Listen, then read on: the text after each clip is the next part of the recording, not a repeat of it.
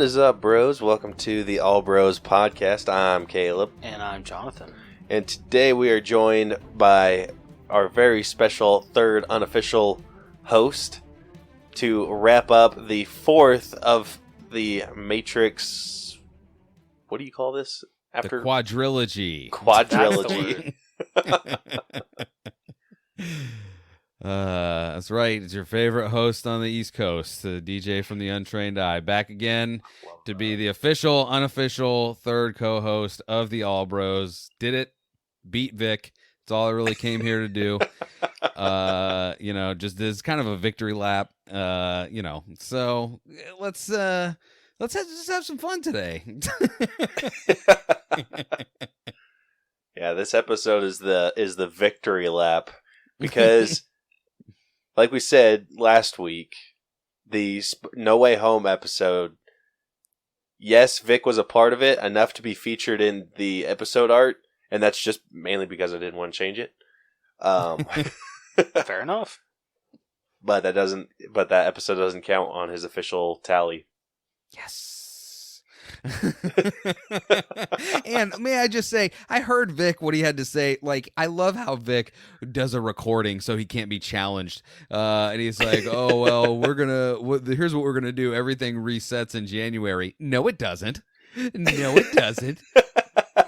It's all cumulative, Vic. We don't start our episodes over every year. We're not like, well, back on episode 1, it's January. Nope. Dude, how funny would that be? Just like a second Y2K, all of our episodes disappear and we have to start back from zero. Oh, God.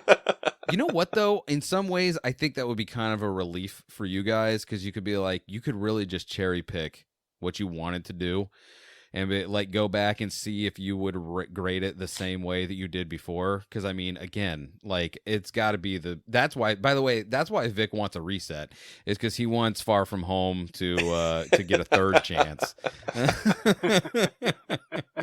Nope, we changed it once.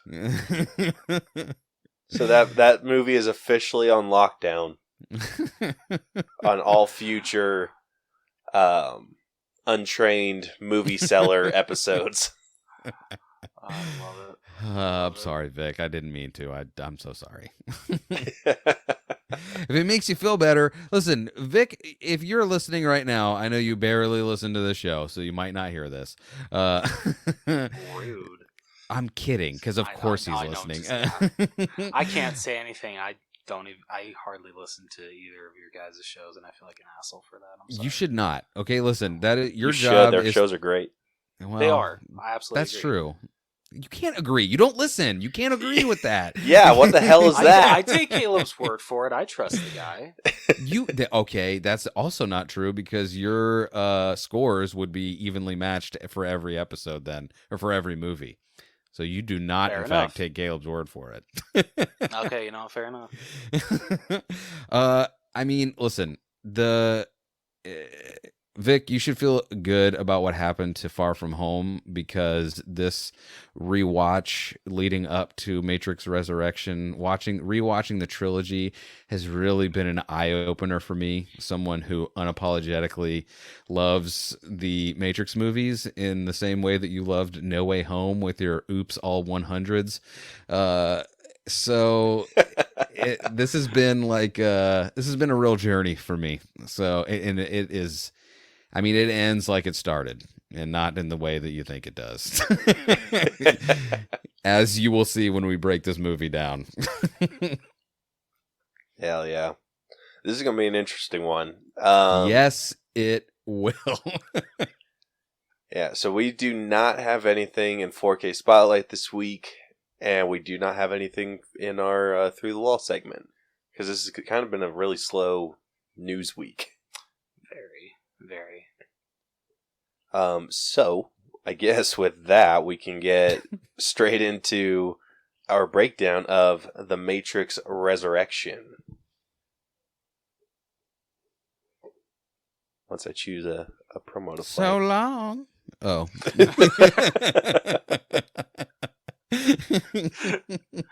Bravo. Ooh, I forget who's You said Just you were say- listening. Go ahead. Who's you listened to our episode today, or was it like yesterday? I listened to it a day or two ago. It was Brucken, by the way. That's who you did it for. It was Brucker. Brucker. Yeah. I was like, sorry. Brucken? I'm thinking Well, who's I always that? think Bruckenmeyer. He's the guy that if you saw Bruckenmeyer, you would know exactly who it is. Or maybe you wouldn't. But he used to I don't be think I would. oh well, let's see. Brucken. How do you spell Brucken? Meyer. Okay, maybe I won't show you. Never mind. Well, I guess ironically enough, here's this week's promo. Hey guys, I'm Crash, host of the podcast Crash and Taz's Movie Cellar. On our show, me and my co-host pick a new movie each week and rate each movie on a few categories that we think are important to making a great movie. After we rate the movie, it gets a final rating, and that lands it somewhere on our cellar scale, where it will get labeled as either a well, premium, or a top shelf film. Catch us on platforms like Spotify, Google, Amazon Music, and more. And don't forget to follow us on social media.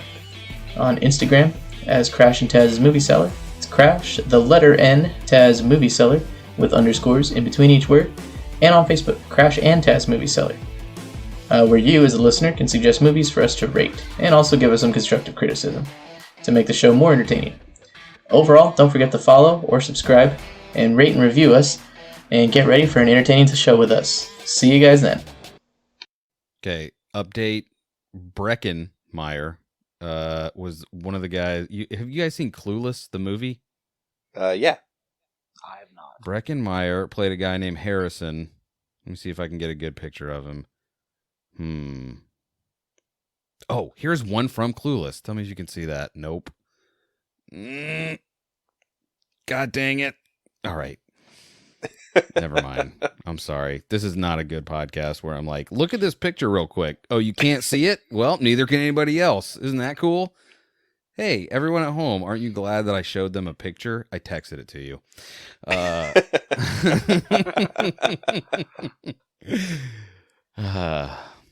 I'm sorry for what I've done. No, you're good. I think you'll be forgiven. Not by Vic. He's going to be like, this is why we should restart. This is why we should restart, because this guy's terrible at being a host. You should let me be the official host, not the freaking unofficial third host. Dude, I want to get one of those old like wrestling posters made of you and or you and Vic. Like with our dukes up at each Yep. other. I love it. Dude, that'd be so cool. That'd be a bitchin' picture too. I would. With special guest referee Bonesaw.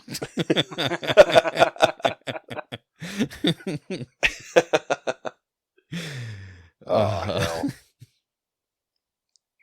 We have fun here. We do. I agree.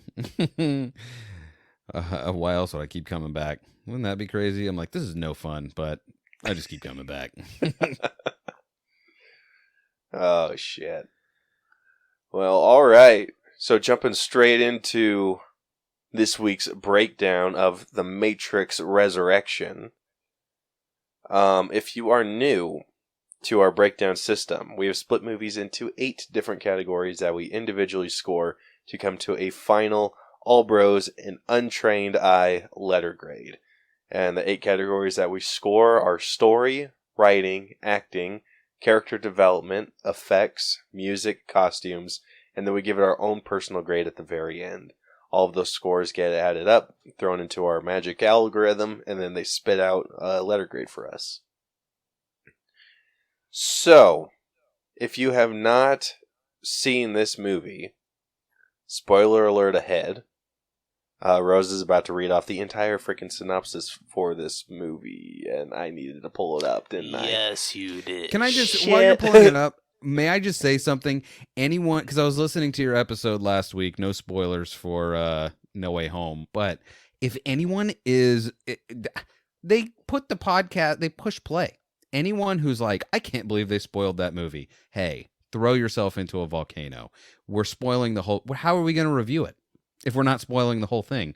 Well, I wanted to give this movie an A, but I can't tell you anything that happened. No, yeah, fair. Yeah, I think it just kind of... I don't know. I think it just kind of makes sense if you're... I don't know. I mean, listen, I get it if you're new to listening to podcasts and you don't understand, and like maybe you're just like, it's what I think in my head. But hey, I don't know if you know this, there are other people. So it's not what you think in your head. Read the description. I can't help it. Can't help it if, I don't know. I was going to say like a fake spoiler about No Way Home, but I figured I might accidentally give a real one. People would be super mad. Did anyone, some guy I saw on TikTok, I feel this is such an asshole move, even though he wasn't really saying a real spoiler, but he would walk into, showings of No Way Home, I think, and it would be like when it's like halfway through it, and he would just shout out a false spoiler, and then just walk back out. Because you know what though, even when it's false, like I noticed that in Endgame, because I got some real spoilers and some false ones. The false ones ruin it too a little bit. Yeah, I agree. It's not cool, man. Like let people enjoy a thing. No, yeah, I agree. And the spoiler that he said, I'm not going to say it. But yeah, I'm just like, honestly, I'm sure a lot of people thought the spoiler that he said was going to happen. So Peter Parker drinks Pepsi instead of Coke. I knew it. No. Technically, he's supposed to be drinking Dr. Pepper, since that's what the original Spider-Man movie was advertised with. I'm just saying. Yeah, except Dr. Pepper is garbage. Okay, well, all right, that's it. I'm out. Doing the show. Yep. All right, let's go do our own. Hey, me and you, Rose, will do an episode of the Gacy Gazette. You can tell me all about John Gacy, and this show is over. The Matrix was great. The end. It got a 100. It was the highest scored All Bros movie of all time. End of episode. See ya, Caleb. Just kidding. I didn't realize you were a Dr. Pepper diehard as well. Yeah. You know who else is a Dr. Pepper diehard? Anyone who's had it in their face. Anyone whose lips that it has breached has been like, oh, I'm a Dr. Pepper person now. Damn right. That is not even remotely true. Yeah, well, you're from the Matrix, Caleb, and you are an agent. Oh. You need to get your source code back to the Machine City and get the hell out of here.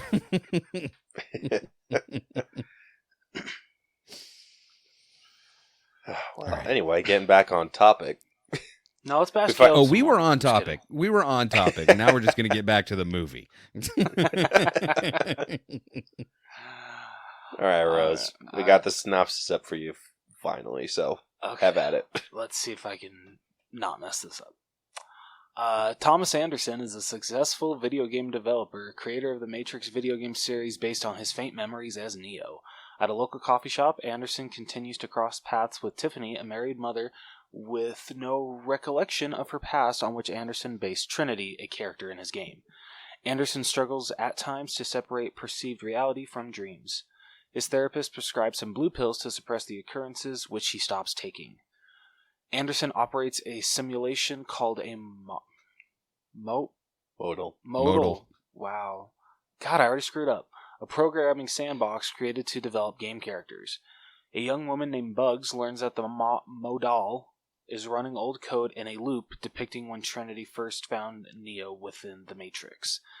Bugs discovers a program embodying Morpheus and helps free him before Anderson's business partner Smith can erase the Modal. God damn it. After discovering his location, Bugs and Morpheus extract Anderson from the Matrix and learn that Smith is actually Agent Smith. Dun, dun, dun! Wait a minute. Hold on. Did you guys watch this same movie? I'm getting some new information right now. Whoa. Oh, man. Neo awakens in a pod and notices Trinity confined in another one nearby as machines sent by Bugs retrieve and transport him to Bugs' ship. The Messiah? Yeah, I definitely meant to look up a pronunciation of that word. The Don't know what it means. Let's just go with that. And into the human bastion low. There he reunites... Io. God damn it. Okay, in fairness, I'm reading this along with you, and it looks like it says lowercase l, lowercase o. So, okay, thank you, DJ. Thank you.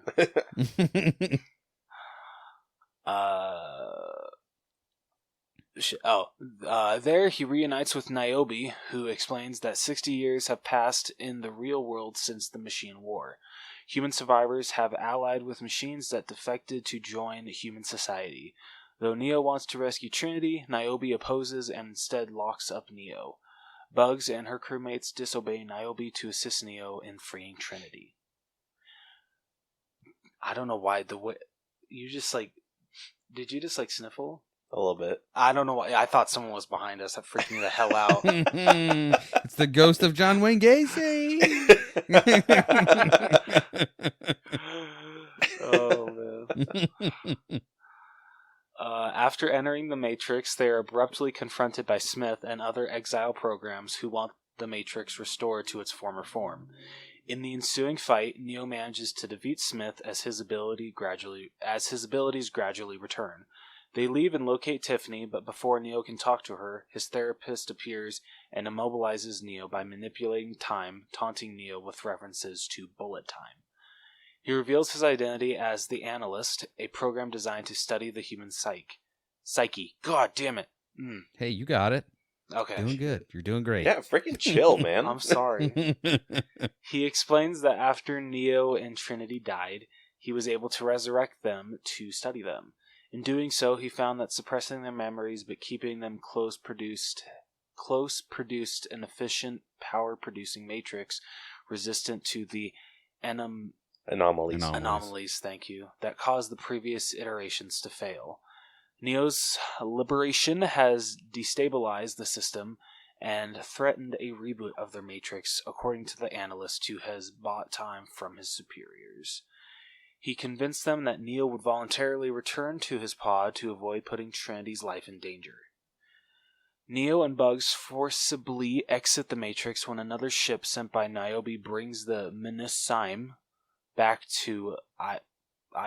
Is it low or Io? Io. Wait. I looked this up. Hold on a second. Mnemosyne. Did you hear that? Mnemosyne? Okay, Mnemosyne. Mnemosyne. So the Mnemosyne back to Io. Got it. Niobe takes Neo to Sati, an exile program he previously met, whose parents were killed by the machines. Seeking revenge, that's how you pronounce it? Sati. Shit, my ass. Helps devise a plan to free Trinity. Where? Dude, for some Dude, reason... it's right there. Oh, back in the Matrix, Neo makes a deal with the Analyst that if he fails to convince Trinity to remember her past and voluntarily leave the Matrix, he would agree to return to his pod. The Analyst accepts. As Neo tries to convince Tiffany she's part of the Matrix, her family appears, enticing her to stay. She initially gives in, but soon after rejects them, recalling her true identity as Trinity. As the Analyst attempts to kill her, Smith intercedes, seeking revenge for his own imprisonment, which gives Neo, Trinity, and the others time to escape. Being the last ones to be extracted, Neo and Trinity become cornered. That looked like an M for some reason. I know. Amazing. That is amazing. I have never enjoyed a mispronunciation of a word more than cornered.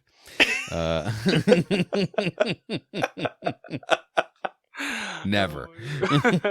Well, I am honored. Oh shit, where was I again? God damn it, Top Rose. skyscraper. Wait, top of skyscraper? Oh yeah, holding hands, they leap off, hoping Neo regains his flight, but instead Trinity gains flight and flies them to safety. With Trinity's newfound control over the Matrix, both return to confront the Analyst, who now assumes a submissive posture. They thank him for a fresh start, which they intend to use to remake the Matrix as they see fit. Dude, you struggled. That was a lot. Listen, I like that you guys do the whole thing, but like it is so much. Like when me and Vic were doing that for No Way Home or for Far From Home, and I looked and saw that there was like 87 paragraphs, I was like, this can't be right. This is too many words. Yeah. Well, if you get the movie like when it's fresh, yes, like just fresh out, then it's a lot shorter than when it's like. I mean, at the time of recording, this movie's only been out for like a little over a week, right? Because it came out the 22nd. Is that right? Yeah. Yeah. And we're recording after the 20. I don't know. You guys never say the time when you record, so we're recording on Monday. This is live. You're hearing it live. Whoa. Yes. Whoa, indeed. I'm already 26? Yes! Yeah, actually, today it's been out for a week exactly. So that was still a lot of words. Sure. Also, I'm not a big fan of the architect, or sorry, the what do they call him? The analyst. Yeah. What do they say? Assumes a submissive posture. A word? He was just sitting. Relax. He was submissive after she kicked his jaw off his face. Oh, yeah, dude, that was wow. Yeah, I was not expecting that in a Matrix film. Yeah, that was weird. There was a lot of a lot of weird stuff started happening. Like it's almost like, you know how there are some movies where it takes months and months to like film it and edit it and do all these things, but for some reason when you watch a movie, it's almost like they're making it in real time and they forgot they only have 20 minutes left and they're like, oh my god, it's the end, let's go, come on, we got end stuff to do. There was a lot of that in this movie. I was like, all right guys, it's anyway, let's start from the beginning. What do you guys think of this movie that we just saw? I thought it was better than the second. Again, not a high bar. I know. Not a high bar at all. But here's the real question. Was it better than the third? Because there is an answer, and there's a correct answer. That's a real tough one. It is a real tough answer, but there is a correct answer. Do you want me to give it to you so you guys don't have to feel bad? No, I'm going to say no. I'm going to also say no. You know what? I'm going to change the curve. I'm going to say yes. You thought it was better than the third? I don't know. For me, I feel that this one was a little more comprehensive for me. I definitely got. Did you watch the same movie as we did? Which is first, story or writing? I always story. Story. So here's the thing about this one. Here's what's crazy about this movie. So what do we say about the second and third movie? Most likely that thing could have been cut down into one movie and we could have just had two Matrixes, right? This movie, in my opinion, they were like, what if we had two entire movies and mashed them into one movie? Like this, I felt like this should have been two movies. Like it definitely was not three. It wasn't a new trilogy worthy, but the stuff that they were not able to like flesh out in this movie, it was I was like, come on, guys, do the thing. Just make two more. It's fine. Nobody cares at this point. It's all icing now. You already made the cake. I mean, but it's not doing that great at the box office, so maybe they kind of only had one shot to COVID. reinvent the franchise. Yeah. Anyway. Well, and it being on HBO Max doesn't help. They say that. Did you also hear that this is the last movie that they're doing like that? Like HBO Max going forward is not going to be releasing. Well, so no. Now what they're saying is, I think they're starting with the Batman. That it's going to be in theaters only for the first 45 days, and then it's also going to be available on HBO Max as well. Yes, which I get. It makes sense, but also it was kind of nice to not have to deal with going out if you didn't want to or just didn't have time to. Like in my case, like I for sure did not have time to go see this in the theater before we did this episode. But that's not what we're talking about. We're talking about the story. So, smash cut to the Matrix reboot for a second. Because did everybody think that when this first started? Were you like, hold on a second. Are they just trying to are they just remaking the Matrix? Is that what's happening? Because you see this Trinity look. It starts on, you see it's that hotel that is from the first movie, but not quite. And then you see this Trinity person that's kind of dressed like Trinity, but not quite. And then you see her face, and it's dollar store Trinity, and you're like, huh, this is weird. What is happening right now? And then Bug shows up and is like, oh my God, this is where the crazy part happens. And you're like, what is happening? How confused were you guys in the first 10 minutes of the movie? I think that's my ultimate question. Extremely. Yeah, considering that, when they get to, the rooftop, she's just all like, oh, this is not how it's supposed to happen. I'm just like, then why is it happening this way? Yeah, it was, so the story. What did you guys think of the story overall? Let's just start there Wait, and then really work our way quickly, out. can I take back what I said of how, now thinking about that scene, I take back with saying that this movie was more comprehensible than the third one. I feel that scene alone just kind of ruins that for me. So I disagree with what I said. The story for me was kind of crazy because it took me a long time. As soon as they said the word modal, I was like, for real? We're just going straight into just jargon that there's no way I could possibly know unless I Google it. All right, they're in a modal, whatever that means. And you're just, I don't know. I felt like I was trying to hold on to what information I had and trying to piece it together with what was happening later to be like, aha, I've made a connection and now I know what's happening. There's so much. I didn't get a chance to write anything down, but everything. What did you guys think of the story? I need someone to bounce off of. Tell me. I don't know. For me, I feel the thing that I did appreciate, at least with the story, is that they were kind of throwing in things from the original movie just to give you kind of a refresher.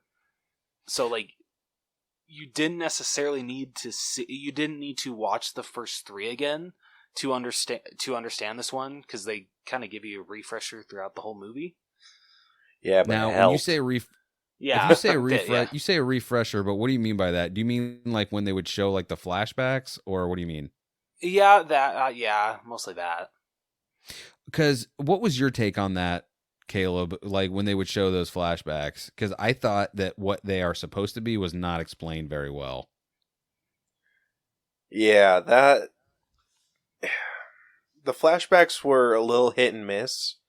There were some definite big ones, with Smith yelling Mr. Anderson, Mr. Anderson.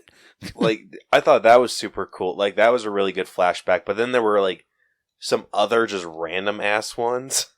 So this was my interpretation of those quote unquote flashbacks. Was I thought that this was I think with what you're supposed to take from what the machines have done to Neo, which is the conceit is that they have reconstructed him and reinserted him essentially back into the Matrix, because it seems like he's in the Matrix that everyone is in, but just disguised so that people won't know who he is. But also there's this thing where people clearly don't know what happened that are back in the Matrix. They clearly had the choice to be or not be in the Matrix, but they don't know why, because if they played that game, wouldn't they be like, hey, that's that guy that rescued us all. But to me, that was seeing those flashbacks was him, us seeing him feel crazy, at least, because he's having these weird flashbacks and not understanding them, because we get that once you finally see him talk to Neil Patrick Harris, the analyst. They don't actually ever give him a name, do they? It's just the analyst, right? Yeah. You kind of have to piece together that he is going crazy and that he has to take these blue pills so that he doesn't go crazy. And when he sees, his business partner, his mouth start to melt into itself, or when, what you're talking about when he was, when they had that awesome scene where Morpheus tries to like break him out. He, the next thing you see him back in there, and he's like, oh, it's, everything you saw was not real. Sorry, he was back in front of the analyst at the end of that big gunfight, as if nothing had happened, and the analyst is telling him, oh, you just wandered up here, and now we're talking about this, and it's not real, right? So that's how I took those, but it just wasn't explained very well. I don't think that's what. And by the way, I'm just guessing. I don't even know if that's what it was, or if that was just like a sneaky way to get Lawrence Fishburne and Hugo Weaving into a movie that they should have been in.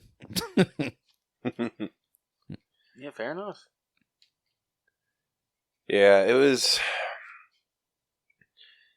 different. Well, because I feel like the big reason that they disguised Neo, which they were very inconsistent with what Neo supposedly looked like in the real world, because there were a couple times where I saw flashes of like a bald dude. Yeah, right? I thought so too. Then we never see that dude again. And then they're just like, this is what you really look like to people, and then it's like this old like Keanu Reeves knockoff. Okay, so here's a couple of funny things about that. One, if the trivia that I read on IMDb is correct, which who knows, that guy that plays his his avatar that everyone else sees is Carrie-Anne Moss's actual husband. Like that is who they show. Oh, okay, which I thought was interesting. And what was I gonna say?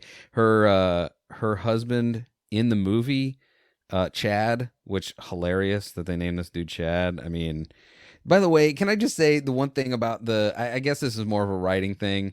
Well, we'll get into it then. Yeah. So Chad, one thing I think is funny about him. Wait, let me get back to the trivia because this is very good.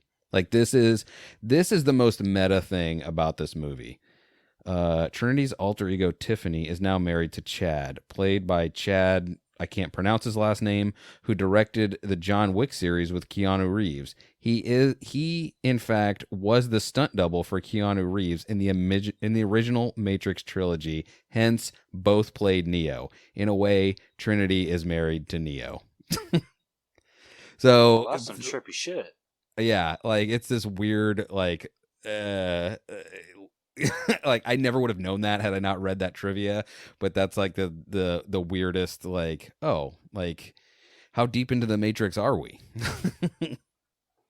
Dude, like super. This movie, if I was going to give it praise for anything, it's for how freaking meta this got. Yeah. Talking about like, oh, we're revisiting the Matrix. We're like, oh, we got to deal with Warner Brothers. And I'm just like, wait, what? Yeah, what the hell was up with that? Like, really? They're gonna make this with or without you. Like, it was that kind of stuff, though. I thought was super weird. Like, I didn't enjoy that actually because I was like, what? I was honestly. When that happened, when they were talking about this game is going to happen with or without you, I'm like, what is this movie about to be? Like, is this going to be a spoof of a Matrix movie or? That's what I was super worried about it being. Dude, it kind of gave me Neverending Story vibes. Have you seen that? No, actually. So at the end, you're supposed to like they do this reveal where you're watching this kid read a book, and then this book is like what's the story is. Mm-hmm. And so in the kid's story, she like there's this princess and she's supposed to be given a name, but she's not supposed to be given a name by anyone other than the kid reading the book. And then she like goes and reveals that even someone's watching that kid, and like referring to us, the audience. And I'm like, what? Yeah, as a little kid, that movie is like, it is Inception for children because you're like, what is happening? I feel Inception for children was like the Jimmy Timmy Power Hours for how is this working? No, I think that was like 90s kid and first crossover. Okay, yeah. I don't think they went meta with this. Like with Neverending Story, there is a princess in a storybook that knows she's in a storybook that wants to be named by the child reading said storybook. Okay. And It's the also referring equivalent to of the Shrek. the audience that is watching the kid read the storybook. It's the equivalent of Yeah. Shrek closing the book Shrek at the end of the movie Shrek. You're like, what am I watching right now? Did I just watch a guy read a book? Is this? I don't understand. Yeah. Okay. Yeah. Okay. Yeah, there was. Let me just say before we go any further, like I watched this movie and I am like in my bedroom alone. Like Beth was like, "Listen, I know you got to watch this movie." She was like, "You know, you have some time, just go watch it now." So I was able to watch it by myself, and I'm like, I'm like, oh, I'll just lay back on my bed and watch this movie. Nope. I'm like sitting up, all the way sitting up. I'm standing at times. I'm like leaning into the TV, like, oh my God, it's happening. I'm watching The Matrix. Like Sati showed up and I'm like weeping. It was an hour in when Bugs showed up and was like, we're going back to The Matrix. And he was like, okay. And you can see like the back door in the background and she's about to take him through, and she took him through and went into that train, and I was like, it's happening, we're in the Matrix again. Like it was great. Like I loved watching this movie. I'm going to say some down things about it, but I loved this movie as much as I loved any of the other ones. But like I said at the beginning, this watch through has been a real sobering experience for what the Matrix trilogy, and now quadrilogy, really is. So, yeah, I just want to make that point. I love this movie. I don't care what ends up being said about it. I do love this movie. Yeah, I mean, With that it's all a being good said- story. Like getting into the actual score, I'm not like in the 90s by no means, but Yeah. No. I'm like maybe the lower 80s, like in the 83, 84 range. Yeah, I was 85. Because, and again, it's the thing. It's like I said at the beginning. Like this should have been two movies. Like I know for reasons that can't be, but all the Maybe things not were even there. that. I think it could have done well with an extra like 10 or 20 minutes. I disagree. Like I feel like they started pulling on so many threads that I think could be followed, that I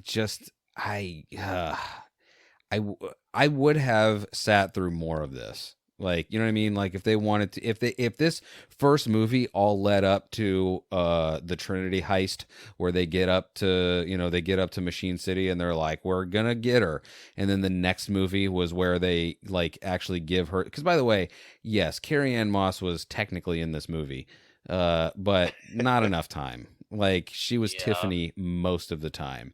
So if they made this movie, honestly, if they made this movie 20 or 30 minutes shorter, and then made the next movie about getting her and her, finding these new powers of like, because that's the other thing. You get to the end and you're like, oh, I'm sorry. So is she the other one? Is this a like symbiosis thing where like they've always both been the one, or is flying like something that anyone could unlock eventually if they love somebody else enough? Like what's happening here at the end? What's going on here? Yeah. I'm wondering if like just them being so connected like initially, and also like the weird resurrection thing that they were doing at the exact same time, and just that super powerful connection they had kind of made them both the one. But again, if they had had more movie, they could have delved a easily little done deeper that. into that. Yeah. I would have actually really liked to see more of Trinity's perspective.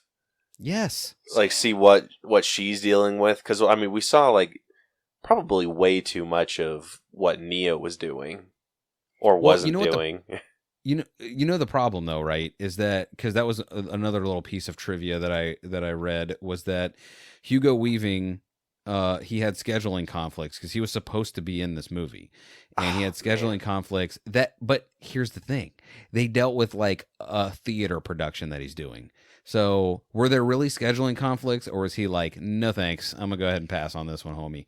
And then Lawrence Fishburne, canonically, that Avatar is dead because they are keeping the Matrix online as canon, so they just couldn't bring Lawrence Fishburne back. And like their sideways way of doing it was like, hey, Thomas Anderson created with old Matrix code, which again, we could have gone just, I don't know, 2 more minutes into old Matrix code that is just within the Matrix. On his computer, huh? But anyway, we made this dollar store Matrix on Thomas Anderson's computer that has like likenesses of all of these people that were part of his life, including Morpheus. And that was their way of like getting Morpheus back in, of like, well, it's not really Morpheus, but it's what Neo remembers, or sorry, what Thomas remembers about who Morpheus was. And now he's this program avatar thing that happens. I don't know. There's too much that ends with I don't know, because they I'm telling you, I think they needed more time to flesh some of these ideas out a little bit. Yeah, agreed. They needed a lot more time with that. So I'll take back my statement. Like I can definitely see how this could have been had an extra movie. Like I would have loved to explore Io a little bit more. Yes. Like that was like insane. Like the fact that like machines and humans were working together like that and creating like some crazy shit. Yes, they're like, listen, we figured out how to extract DNA from the Matrix into the real world to make strawberries and whatever else. And they had this weird like role reversal thing of like the citizenry was kind of more like Morpheus, because they're like, all of a sudden everyone is like, we need to be freeing minds. What's her face has not been freeing minds for years, and we think that's ridiculous. And she what's it called, Niobe, she was the one that like basically took on the Captain Roland role, which I thought, I don't know how I felt about Roland's daughter or granddaughter or whatever being like, my great grandpapa, he hated you in public, but in private, he said that you gave him a second, whatever, pulling out of the Matrix, whatever they called it. And I was like, I mean, thank you, but also I don't know that I needed Roland's great granddaughter to be here. Dude, I'll be real, I completely forgot who the hell Roland was. He was exactly, by the way, but that was Niobe's old flame. He was the only guy talking sense in movie 2 and 3. He was like, yo, these machines are fixing to kill us. You guys are over here talking about digital Jesus, and I'm trying to shoot some machines in the face. Can we please shoot these machines instead of talking about digital Jesus? And then they had his, whoever it was, his great grandniece, like, in secret, he thought you were great. Okay, thank you. Yeah, it's still like that was never established, but cool. Well, they did a lot of weird non-establishing things, because that was the thing too. She brought him to what you find, Niobe brings Neo to what you find out is basically like a crypt of all of the people from Zion that followed Morpheus, because I guess apparently Morpheus got his mojo back after the third movie ended, and my understanding of what she was telling him was that the original Zion people couldn't let it go, and they just were not going to be able to be in Io as it was now. And like all of those candles were all of those Zion people that died after the war was over. So I don't know, man. Like there is so much like that. That's just one more thing that like I feel like should have gotten a little bit more of a deep dive than like here's a mediocre statue of Morpheus. He was bad, but yet we still have this statue of him. Go to jail now. Yeah, dude, I thought that was such bullshit. And the fact that he had a freaking balcony. Yeah, of course. Yeah, what the hell is up with that? Like, can you say plot convenience? Well, but was it the thing too of like, here's the thing. Everything can be explained away if you want to explain it away. Because the same way that they were saying like, oh, even though you didn't know that who you were and that you were Neo, like you made this modal and it had this way in that only we would be able to know how to get in, so we'd be able to free your mind again. Like, was this an extension of that in Niobe? Like, even though she was outwardly saying like, we have to wait and see because you can't put this in jeopardy, like she put him in that room because, well, if he escapes, then maybe he will free us again or whatever. Because by the way, here's the most confusing thing about the story, and I guess we can go with writing too, is like, what? Like, what were they like, what was he, they're like, we're gonna go rewrite the Matrix, like that was the end, but why? Like, does that mean there are other people that are hidden that are like powerful like Neo and Trinity? Like, what? I'm confused. I was just confused as to what they were fighting against and ultimately won at the end of this movie. Like, I'm just not sure, because the whole thing, the whole conceit of IO was they're like, yeah, I mean, humans and machines, we live together in harmony. We high five. Watch this. Boom. I just high five some magnets that look like a person. And then, but I mean, what is happening in the Matrix that they're like, nope, we have to remake it as we see fit. Yeah. Silence. Exactly. Yeah, they could have really done more, just exploring this new universe a little bit better. Like, don't rehash the things we already know about the real world, but I mean, at least catch us up to date on what happened. Like, give us a history of how IO happened or something. I mean, honestly, I would give writing a little bit higher, honestly, like probably like 87, 88. I'm gonna go 88 just because crazy 88s, because I think they did a lot of like callbacks to the whole Matrix trilogy really well. Like, it wasn't super, like, it wasn't Solo. You know what I mean? You know how Solo was like just people winking at the camera going, Star Wars, stuff happened.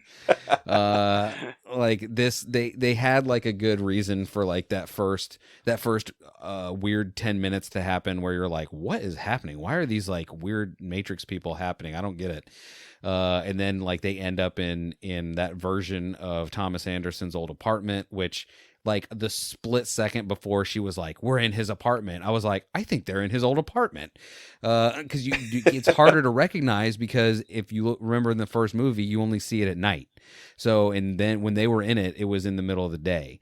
And I don't know, like, there was a lot of good things that happened in this movie, callback wise, I feel like, that I appreciated very much. Because again, it was like, it was more of like, to me anyway, it felt like, hey, remember me? It's your old friend, the Matrix. And I was like, I remember you old scamp. All right, where were you sitting at story, Rose? 82. 82? Yeah. Oh wait, were we on story or writing? No, we just didn't get his story grade. That's my bad for not speaking up for myself. Sorry, I speak too much for everyone. Yeah, so we are sitting with story at an 83.33. Yep. Moving on over to writing. You already said you're at an 88. Yeah. Well, I'm actually going opposite. I'm going to go a little bit lower than you, because I feel like there were quite a few different things that, one, were kind of confusing, but like another thing, and I don't know if you were going to address this at all. Part of me kind of hoped that you were. Why the hell was the Merovingian there? Other than just like yell roasts at people. That was, can I just tell you, the part of the movie I enjoyed the most? It was when the Merovingian showed up and was a cave person. You ruined me. Can I tell you what was funny about that is that he was like this cave person that looked like he had been living in, I don't know, just a shoe in the mud. But then all of his little acolytes, which again in true Matrix form were not really explained at all. Apparently they were magicians because they just caught bullets in their teeth. But they all looked fine. Like, they all just looked normal. And this guy just looked like he'd been rolling around in the dirt for the past 60 years. So, I don't know. I'm confused as to why he looked like that, but I was glad. Can I just tell you? I don't know why. I understand it wasn't good, but that was something that I enjoyed. Like, it was not good, but when I saw him and realized who he was before he started speaking with his French accent, I was like, yes, I'm glad to see you back. Hey, buddy. How's it going? And they called him Merv, just like Trinity did in the third movie. Like, because I think it was Morpheus said like something again, like calling back to like, what'll it be, Merv? Which I thought was hilarious. Yeah, like my biggest problem with him, like if he would have done something other than just yell. It was amazing. I don't care. Well, I want to tell you this. This is my reasoning for giving it higher in writing than in story. Is I feel like this movie could have been pulled apart into two movies. There was a lot of threads that were pulled on that I feel like should have been pulled on more, and that's why I think the writing was good, is because like clearly they had some cool ideas that for one reason or the other didn't get fleshed out, whether it was because they didn't have the time, they knew they weren't going to have another movie, they actually weren't as good as we actually hoped that they were, which is very possible. That like think about it, they had either Wachowski or both of them had almost 20 years to like be kicking around an idea for the Matrix 4. And this is what we got. So either they're not as good as we thought they were, or like, again, like all of these things that got teased. I don't know. I feel like I just talked myself to a lower grade, but I'm keeping 88. What are you thinking, Rose? I don't know. For me, the writing was the same as the story. For me, it was good, but just it's definitely nothing compared to the original Matrix. And like DJ said, for how long that they had to come up with a story for Matrix 4, along with writing as well, I feel we could have definitely gotten something better.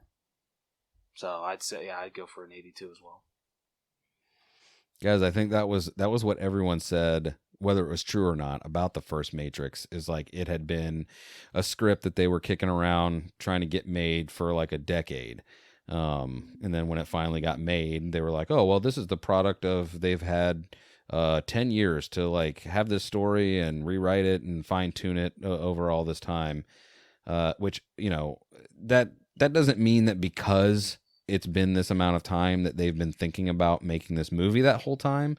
So maybe it was a case of like, it was as meta as it seemed like, and Warner Brothers was like, we're making this movie with or without you. So you have, maybe they only had a year, or maybe she only had a year, because Lana, she directed and wrote it too, right? It was not both of the Wachowskis, right? Yeah, it was just one of them. Yeah. Yeah. So I don't know. Like clearly, I think they are talented. I just don't know. Let's see, writers. Also by a dude named David Mitchell. David Mitchell. Well, see, here's based on characters. Never mind. Who is David Mitchell? Let's see if he's written anything good. Cloud Atlas. Oh, God. Dude, one bit of writing that I really liked, and this is kind of tying in like a bunch of different categories, but so I'm going to try and solely focus on writing and then bring up my other issues in the other categories. But I really liked The Analyst. Yeah, I liked him a lot too. Yeah. Even though he had his on the nose blue glasses. He was like, "Hey, in case anyone's wondering, blue. It's blue." Like the pill, blue. Come on, MPH always has to be flashy. Dude, he did an amazing job at making me feel like I was crazy. I'm like, dude, was the Matrix even real? Was it all a video game? Yeah, that's what he did an amazing job. Like, I think that was a that was a good step up from the architect. Because what was it? He even mentions that. His character mentions that, right? He's like, my predecessor was too focused on like the ones and zeros. I am here to understand I'm here because I understand the emotion. And that showed because he emoted way more than any of the other, like, I would say even more than the Oracle or the Architect. Like, the Oracle was like, she was a sweet lady, but this guy was like very like animated. So I don't know. I liked him a lot. Yeah, and I mean, I think if we're ready to get into acting, sitting at writing is actually tied with the story now, 83.33. I love it. But getting into acting a little bit, I don't know if I've ever seen, other than maybe like the series of Unfortunate Events, where he played Count Olaf or something like that. Yeah. Neil Patrick Harris makes a great villain. Yes. There's another. What is that thing that he did? Wait, you guys talk about that. I'm gonna find this thing. What? Did you know he did a voice in Star Trek or Star Wars Visions? No. Kari? Neil Patrick Harris? Yes. It was. I bet it was a freaking whatchamacall, a droid. Yeah, no, he's not top build. Sorry. There's another thing where he did do a villain, a series of unfortunate events, Mystery Science Theater. Oh, he was in American Horror Story? Huh. Let's see. I know he's in How I Met Your Mother, kind of a villain in that one. Yeah. I'm gonna find it. I would say a very Harold and Kumar Christmas. He was definitely a creep. I don't know if he was a villain. He was an asshole. Whoa! Did you know I'm sorry. He in Batman Under the Red Hood, he was the voice of Dick Grayson / Nightwing. Yep. This guy. Whoa! Shit. All right, I'm not gonna find it. I don't think. He was in both Harold and Kumar's. Have either There's of this you seen thing, any of the it's- Harold and Kumars? I've not. Dude, if you want a good, I mean, if you're okay with a very raunchy comedy, watch all three. They're amazing. I'm Especially sorry, the all second. three. What was the third one? The Christmas one. I don't think I saw that one. What? Yeah. I don't think I saw that one. Oh, it's really good. I mean, I feel it's not as good as the first two, but it's still a really good third one. Second one's my favorite, Escape from Guantanamo Bay. That one's so good. All right, I can't find what I was looking for, but whatever. We found out some other interesting things about MPH. Yeah, he was great. Sorry for my derailment. Yeah, it's just like he's so unsuspecting and is so animated. It just kind of makes him seem like when he's doing like the bad shit, makes him seem more menacing. Well, and that is why he was like a perfect pick to play Count Olaf in a series of unfortunate events, because I feel like it's very like Jim Carrey-esque, like, because when Jim Carrey plays a evil or a bad guy, you're like, I never would have expected this, but this is amazing. Yeah, exactly. Oh, like I think he might be top of my, like, if we were doing the top three, he might be my number one. The guy that Can I played tell Smith you comes a close second for me. two things that made me sad about this movie was that the one guy that played Smith's avatar in the third movie, I guess technically the second movie too, since he died, I guess we couldn't have that guy come back. to be his business partner, because I know they have to have. Dude, it would have been perfect. Like, I wish so bad he hadn't died so that we could have had that, because I think I like that guy Jonathan Groff, whatever his name is, but I really much rather would have seen the other guy. I mean, listen, I really much rather would have seen Hugo Weaving, but if I had to pick my second choice, it would have been that dude that played his human character in the last two movies. I don't know. Like, I think because Lawrence Fishburne and Hugo Weaving couldn't come back to it, it had to focus more on Neo only, and I don't know that was good. I don't know. I almost wish they could have waited to get everybody and do whatever version of Hugo Weaving and Carrie Ann Moss, and maybe even try and get Lawrence Fishburne back in there, figure out a way. Like, I don't know. Neo seems to be pretty good at coding humans in the old Matrix. Like, maybe he could be like, I know it's not the real Morpheus, but I remembered his face, so I put it in this other one, and now the program just looks like the Morpheus I remember, so we could at least have Lawrence Fishburne back. Yeah. Dude, that would have led for some great moments between him and Niobe. Oh, yeah. Dude. If he would have appeared as like one of the programs. That'd have been wild. I mean, for sure, we all unanimously agree that Jada Pinkett Smith gets the number one acting, right? Because she did the best 60-year-old person we ever saw. How old was she supposed to be, you think? Because it was 60 years later. How old do you think she was in the last Matrix movie? Like, in that probably that her world? early 20s. I straight up didn't even know that was her coming back. I thought that was a different. No shit, dude. Yeah. That's hilarious.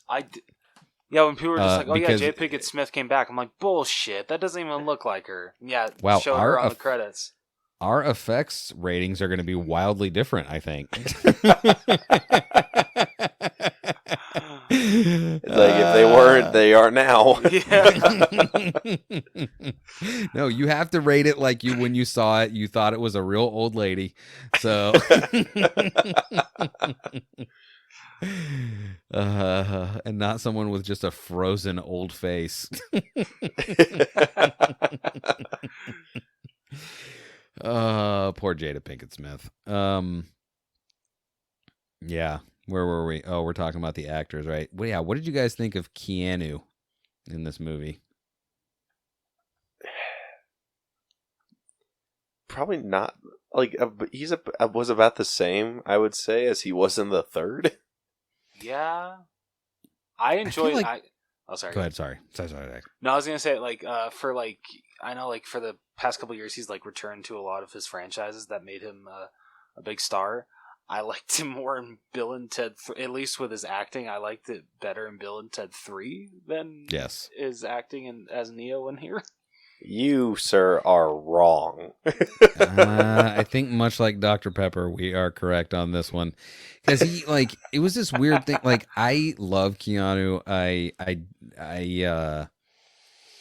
I feel like he had as many lines in this movie as he had in the first movie, in the sense that all of his stuff was questions and I don't know, one sentence, what is happening here? Oh, this is the best thing I've done all in recent memory, or whatever he said to to Tiffany.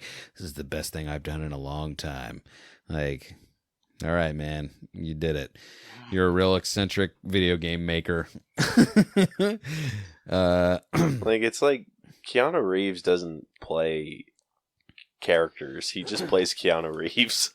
Yes. He does. Yeah. And don't get it twisted. I love Keanu Reeves. He'll always be my fave. But I wouldn't. Okay, here's my question. Who would you guys give your top 3 acting performances in this movie?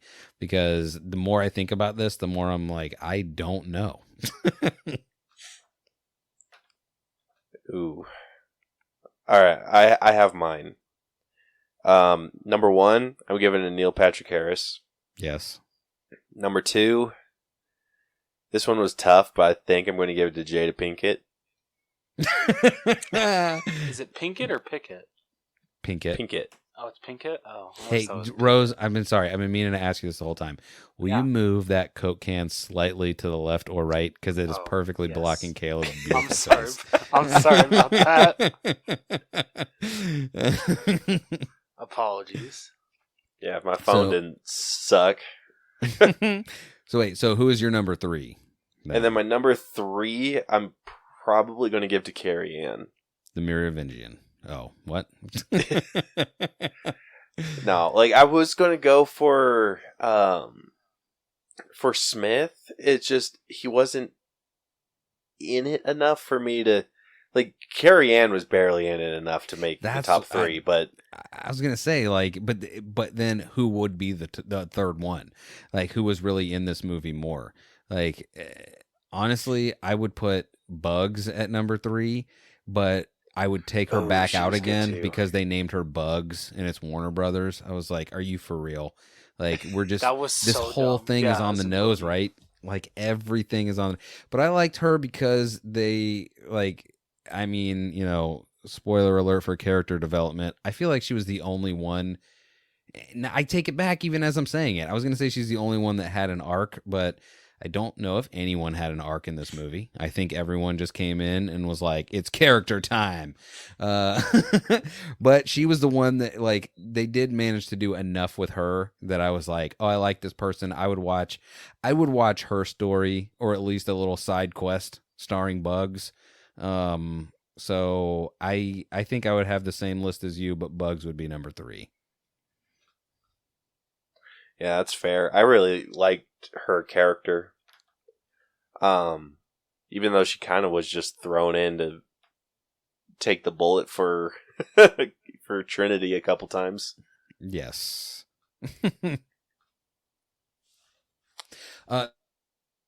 The callback I enjoyed the most was when that the program showed up in that Stingray machine, and it was Sati from the third movie, and I was like, that was a moment where a tear pushed through my eyeballs as well. Not the same actress, I did check, but still, I was like, she's back, she's helping Neo, hooray! Beautiful sunrises for everybody.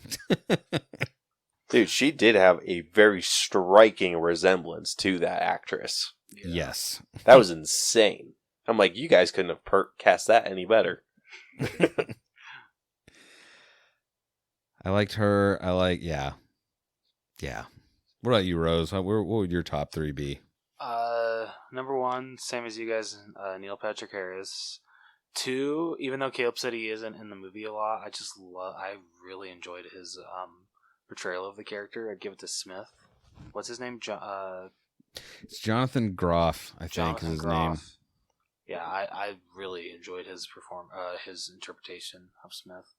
And then 3rd, I'd agree with you, DJ. Bugs. Even though the whole thing, oh yeah, like as in Bunny, was so stupid. But yeah. But other than that, pretty good character to introduce to this franchise. Dude, I will say the only thing that kept Jonathan Groff from getting number 3, the thing that just kind of pushed him down a little bit lower for me was I think his performance of Hugo Weaving could have been a little bit better. I wouldn't have even minded, I didn't want him to do a full blown impersonation or anything. But I would have really liked to hear him call him Mr. Anderson instead of just Tom. I gotta tell you, if we had never seen that guy play Agent Smith in the second and third movie, I would agree with you. But that dude in that movie was so good that it made all other portrayals stupid.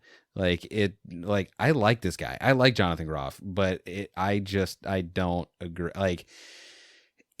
It was an impossible task that he was asked to do.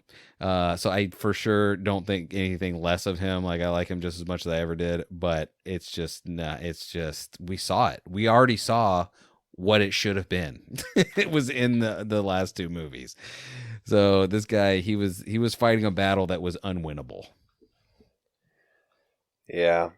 I mean, I'll agree, but I think just continuing on with the Mr. Anderson thing would have been just something a little bit extra for him. He only did it the one time when he's just screaming at him and starts shooting at him, which, by the way, terrible shot. He was very close to him and missed a lot. And then when he shot the desk right where he was. Like you saw the corner of the desk explode right where Neo was, and we are supposed to believe that a gun the size of someone's forearm just was like, particle board, man, it's too much. It just stop the bullet, bro. Dude, we'll get into this with effects, but I feel like there was a lot of the frickin' clone trooper shots. Well, I did want to say this too, because I was looking through the list on IMDb of all the actors, and I will say I did like, I'll never be able to pronounce this dude's name, but the guy that played Morpheus, or new Morpheus / Agent Smith, I liked him, but again, he felt like one of the things that was too rushed. Like he had this crazy thing happen to him where that's only slightly addressed, by the way, like because Neo's like, oh, you're just supposed to be a program, and he, like, you can see that there was about to be this existential crisis confrontation that's about to happen of like, you know, you had me trapped in this modal for God knows how long, but they just kind of gloss over it so that the story can happen. And he's just like, I just help because now I can be outside of the Matrix. But in the Matrix, I get out of the Matrix to get into the Matrix to get out of the Matrix. That was his hero's journey. Which yeah, he did well as well. He would be if there was a top 4, he would be in the top 4. But again, he just didn't get enough time in this movie either, I don't think. Yeah. Unfortunately. So what are you guys thinking with acting score? I'm at an 85. An 85? Yeah, I think I'm going to go 85 as well. Cause yeah, no one, oh yeah, that's acting. Yeah. Yeah, I'm going to go with 85. I'm going to go a little bit lower. Just because there were some things I was maybe not much. It's just like 2 points. I'm at 83. I mean, listen, I'm saving my lower score for the next category, so don't worry. Yeah. So we are sitting with acting at an 84.3. All right, moving on over to character development. This one's going to be freaking hard because there practically wasn't. Yeah, seriously, was there? Who? Yeah, not really. Name one character that developed. Go ahead, and then you have to show your work. So you can't just say a name. Dude, you can't. It's freaking hard. Like I feel like Trinity would have had some pretty decent development had we seen what the hell she was doing the entire movie. Or if we were able to, if they actually showed that there was like a struggle, like you didn't see that there was a quote unquote struggle. There was like this weird, like, I guess it's supposed, if I'm just making stuff up, what we see up until the what does he call it? The analyst gives her the choice. We see like a version of what we saw at the beginning of the first Matrix with Neo, whenever Morpheus is talking to him and he's like, or I'm sorry, whenever Trinity is talking to him and, you know, you don't belong here. You don't know what's, you know, something's wrong and you don't know what, and everything's weird and you don't know why. And then the conversation he has with Morpheus about, you know, the Matrix is all around you. You can't understand it. Like, she seems to be having that kind of weird existential crisis because she's like, I saw I never played the game, and then I went through and played it, and I thought it looked like me, and my husband laughed in my face, and I wanted to kick his jaw right off his face. And I was like, okay, I'm glad we got that paid off at the end with the analyst, but yeah, you just didn't get to see enough of her. Like honestly, I felt like that movie should have been more based either on or around her, or at least they should have been splitting the difference and give her more of like a struggle of what to do. But you didn't get to see it. Maybe that did happen. We just didn't get to see that. So I again ask, tell me what character developed in this movie and how. I feel Tiffany's kids definitely developed, considering the first question one of them asks Neo is, "Are you trying to bang my mom?" Dude, that just got so weird. Yeah. Joke's on you, kid. I already did. Dude, but what's stupid, what was so dumb about that, you'd never, like, it didn't seem like a hard choice for her to make. Like, it didn't seem like she was struggling with it. Like, there was just no... Like, it was just because we didn't see her interacting with this family at all. Like, I would have actually much preferred them to kind of shift the focus and do a Trinity where she's, like, the one that escapes first. And then you kind of do the whole reliving the Matrix thing, and then you have to, like, go and save Neo. Or like the way that they portrayed, this was another weird thing that I don't understand. The way they portrayed Bugs and Morpheus. Okay, Morpheus, when he was Agent Smith in that modal, he was like, I started seeing the code everywhere. I would see it in the dewdrops but then she was talking about seeing that too. But that doesn't make sense because she wasn't living in that modal. She was living in the Matrix, like not the Matrix within the Matrix that he was in. But let's just say that does make perfect sense. Maybe they could have just had, I don't know, like a 30-minute chunk that was all about Carrie-Anne Moss's Tiffany. Maybe she is starting to see the Matrix. Maybe she is starting to have like some of those flashbacks or crazy moments that Neo is having. I don't know. Yeah, or her kids like maybe playing the Matrix. Just some she's shots like, of that. Wow, that looks cool. It was one of those situations where they told us, not showed us. Where she's just like, I went and played your game. Cool. Well, I would have loved to see that.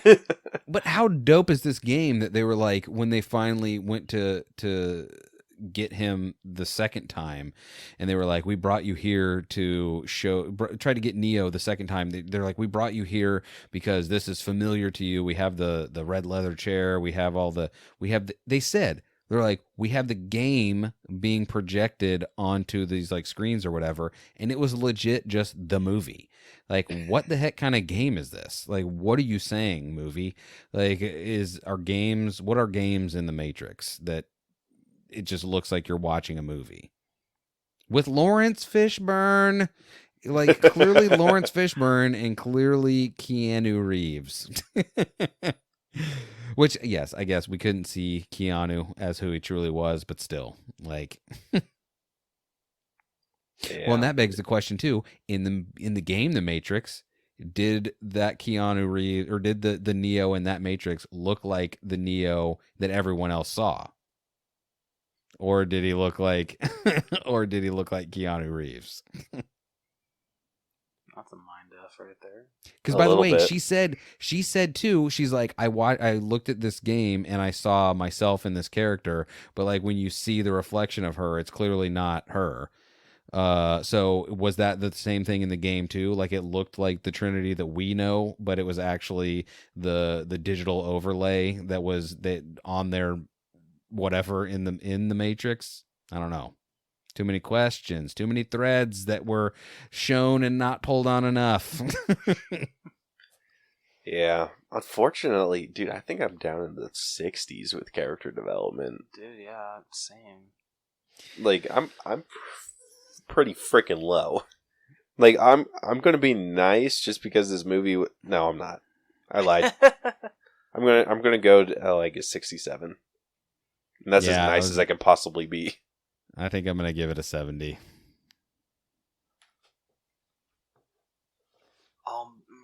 I'll go a little higher than Caleb, 68. Now, what I can't wait for, honestly, is like the real brains to like dissect this movie, and then they're like, well, actually, if you look at it from this perspective, what happened was da da da da da, and actually, I was wrong, and this movie is way better than I realized. That's what I'm hoping happens. I don't think that's the truth, but I'm open to it because I will be watching this movie a million more times. Like, spoiler alert, like I will watch this movie as much as I've watched any of the other Matrix movies for sure. Dude, I hope this movie ages just as well as the other ones did. Like, this one was super solid. Like, if we're like, it's better than 2, and 2 wasn't like completely unwatchable. Yeah. It was just like maybe a hair or two below 3. Yeah. At least for me. Oh, yeah, I would agree with that. Getting into effects, and this is one of the things I wanted to bring up earlier regarding the analyst. I loved, like, it seemed like it was so basic, but I loved Neil Patrick Harris's effect when he was like just kind of jumping around all over. Like the way that they lowered his frame rate was awesome. Okay, now this is where you and I are going to super diverge, because I was like, why did he just become an 80s movie fever dream? Like, what is happening? Like, why is everything in this movie look so awesome, barring Niobe's old makeup? Like, why is he like what RoboCop would be seeing as he was losing batteries? That to me, that kind of threw me out of it. I was like, all right, like.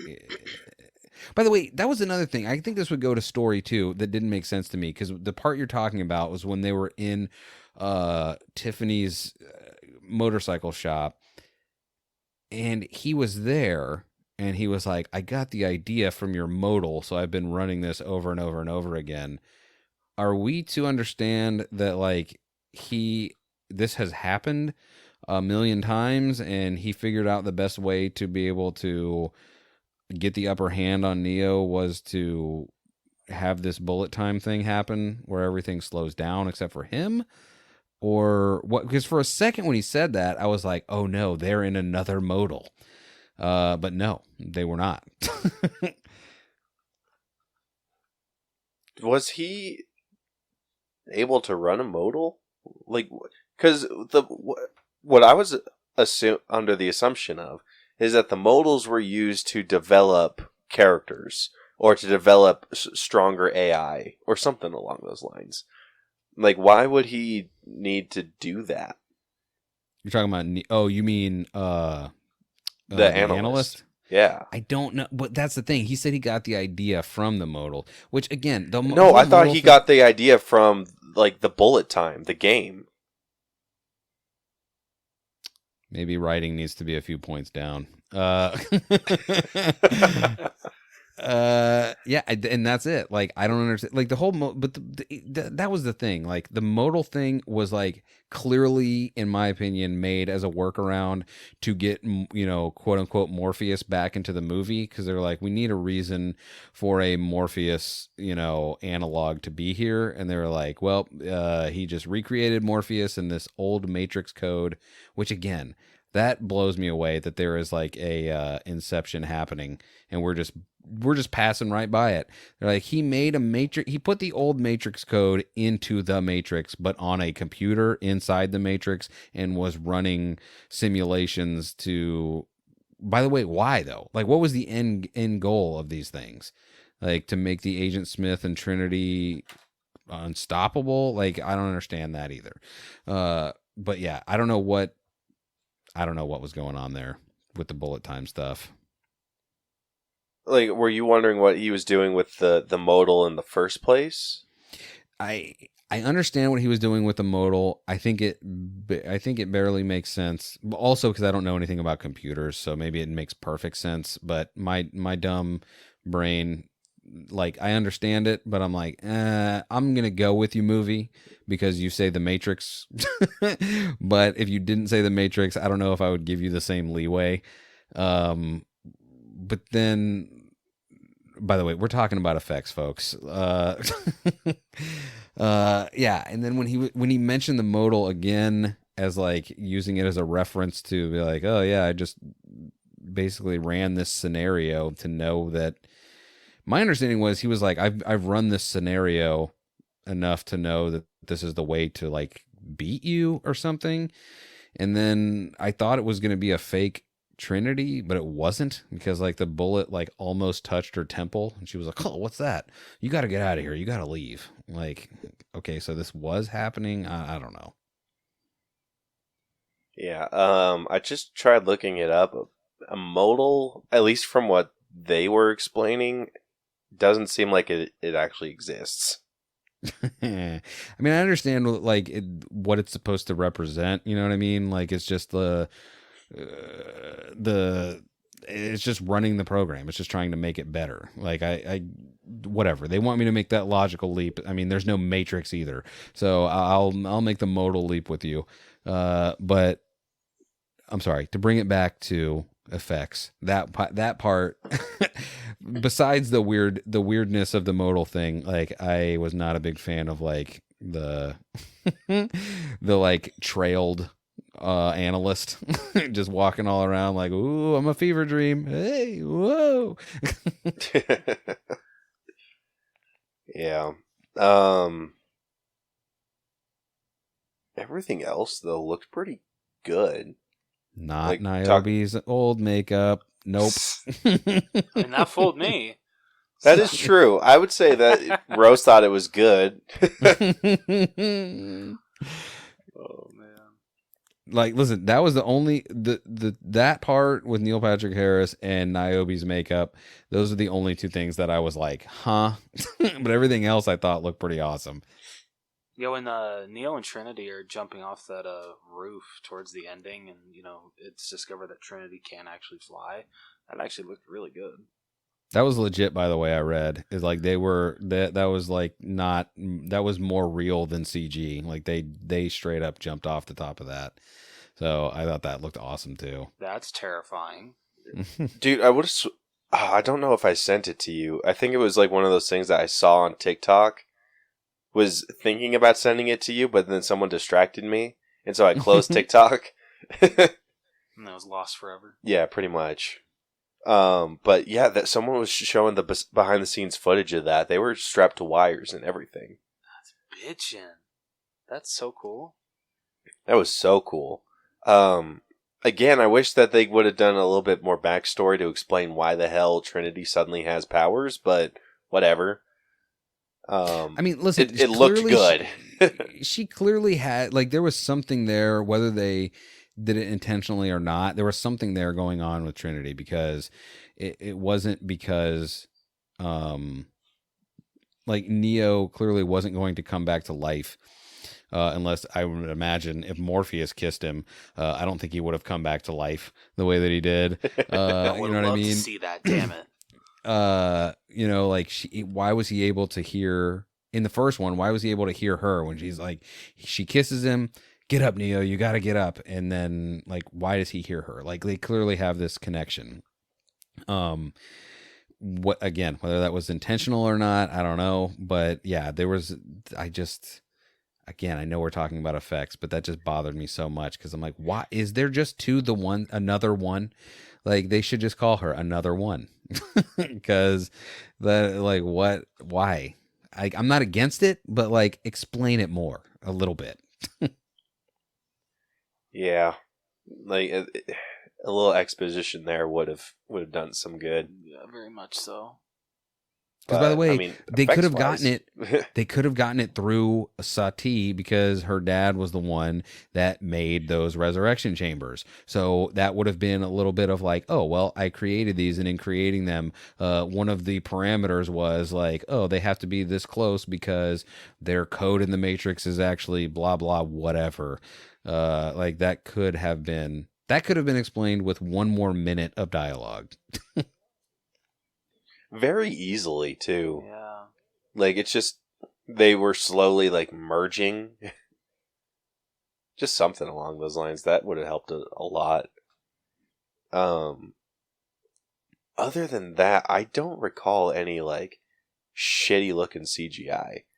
Like everything looked good. Like even when Neil Patrick Harris got his freaking jaw kicked off, like that looked good. It was kind of wild at the end when people were like throwing themselves out of buildings and like splattering all over the ground. I was like, oof, man. I see how you're allowed to do this because they turn into code, but yikes. Yeah, that got questionable real quick. Yeah, that was a little too much. Well, because also, again, that was one of the things too that I'm like, you're a computer. Why would you have people jump out right on top of him? Why not just start way out in front and just have everyone jump out of the windows and just clog the roads up so that he can't drive over all the bodies? Jeez. Yeah, and why did he choose to only do like one or two people per apartment? Yeah, Yeah, because you see seriously. the lady, she's like, Yeah. what are you doing, boyfriend or husband? And he's like, gotta go. She just screams. Like I was just like, oh, that's messed up. Yeah.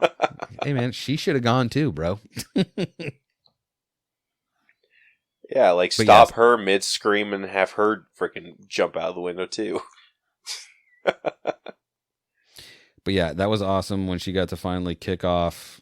I mean, technically, she was kicking her husband's jaw off his face because, you know, the analyst was the one that set that up for her. So she did get to kick his jaw off, which looked awesome.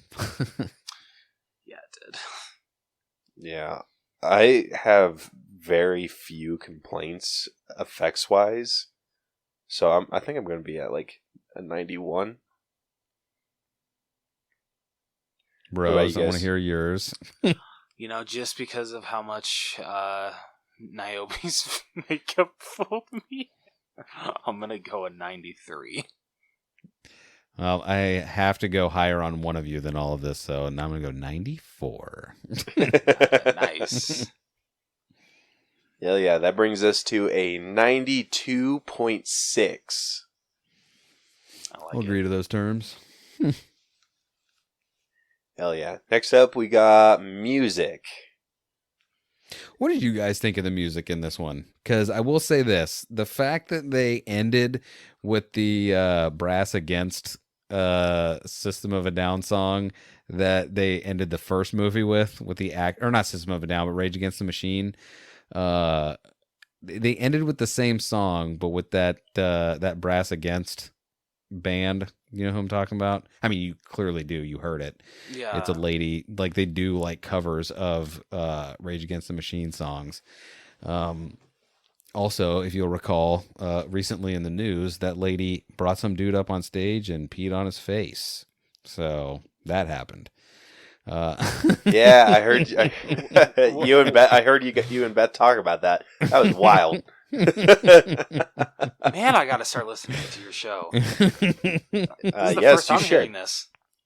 I bet you I can type in Brass Against, and that'll be one of the first things that shows up. Let's see here. Top stories, Matrix Resurrection. Okay, I was wrong. Oh no. Yeah. Brass Against Sophia Urista urinates on fan's face during festival set. Wow. Okay. Yeah, the music So- overall was pretty good. The White Rabbit song, I loved that. Yeah, I was very shocked that they included that in the movie, even considering that they used that in the trailer. You never see that. Thank you, because I thought the same thing. Like, I thought I was like, hey, they did it. It's the trailer, but it's in the movie. We got it. Because it is, I feel like it is super weird for that to happen. And it kind of took me out of it for a second, but I did like it. Yeah, I like that a lot. So, just because of that, I think that might have bumped me up to like a 9. Just because, like, I think like if that song hadn't been in it, and I was looking at the rest of the soundtrack, I'd be at an 8. But it has that catchy song, which is always the thing that's lacking when I don't go to like a 10. Okay. But it had the catchy song, so I'm sitting at a 9. Yeah, I would also give the music a 9. Well, you know what? I think I'm going to have to be ridiculous and give it a 10, just because Matrix, to me, Matrix, it knows what it is. And it's like, you know what? This is our music. This is what we do. This is our score. This is the kind of music that we play. Bam. And it didn't deviate, I don't think. Yeah. I probably didn't find the White Rabbit song as catchy as you guys did.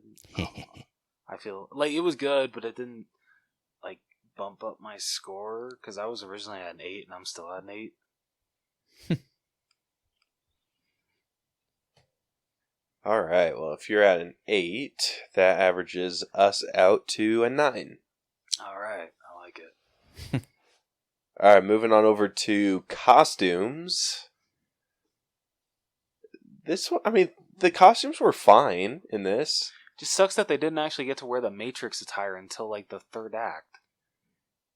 If by the 3rd act you mean the legit end. Yeah, the last 10 minutes. More so the last 5. Because that was my biggest, I think, if I could pick out one problem with this whole movie, and I know we're talking about costumes, but it was that, like I said at the beginning, like it was like in the last 20 minutes, they realized that it was the last 20 minutes, and they were like, oh, god dang it, we got to end this movie. All right, come on, everybody. Everybody get on. It's time to go. And then that's how it ended, of just basically running to the finish line, which I get it, but I don't necessarily super enjoy that. But I think they looked awesome. Like, they looked awesome at the end, even though it was only for 10 minutes. I think all of their costumes made sense. Like, there was nothing stand out-ish, you know, but everything looked like you would imagine from all, like, everything was consistent to the other Matrix movies. Like, when they were in the Matrix, they looked like pretty clean versions of what, you know, you would imagine they thought their digital selves would look like. And when they were in the IO, like, they looked like a couple of freaking dust bunnies out there just wearing scraps. I think they did a really good job at modernizing it too, and not going like so hard in the 90s with like the just crazy shiny leather. Yes. And the super slicked back hair.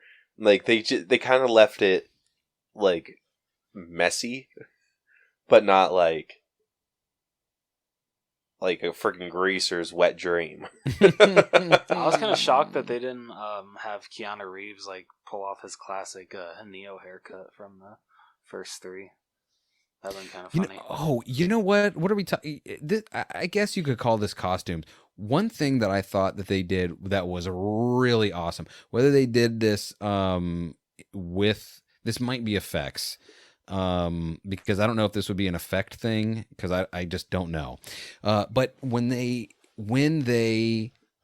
had them come out of the Matrix, and they both legitimately had their head shaved, and they looked gaunt.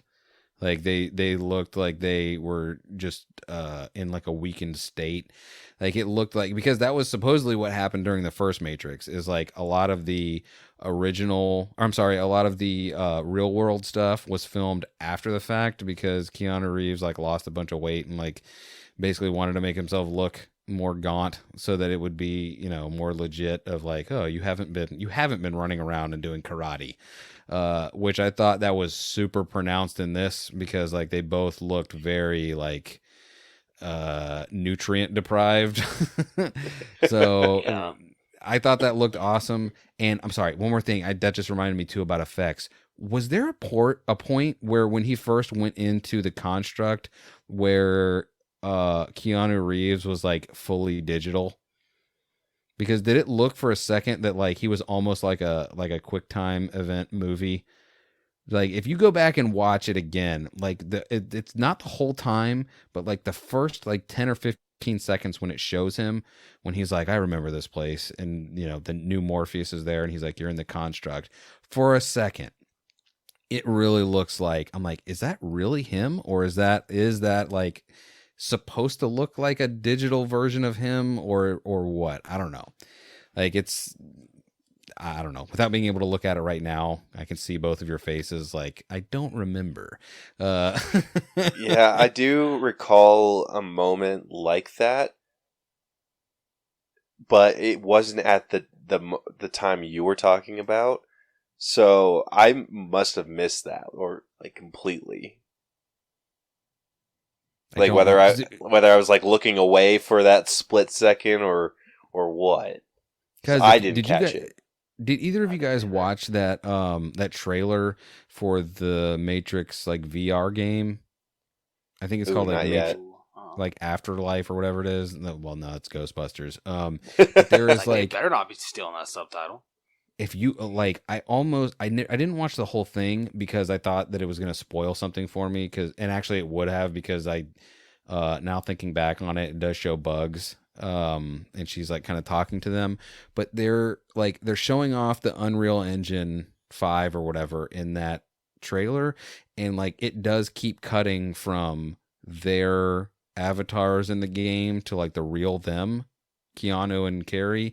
It keeps going like back and forth, and like they're doing all these crazy things, and you can't tell sometimes when the change happens.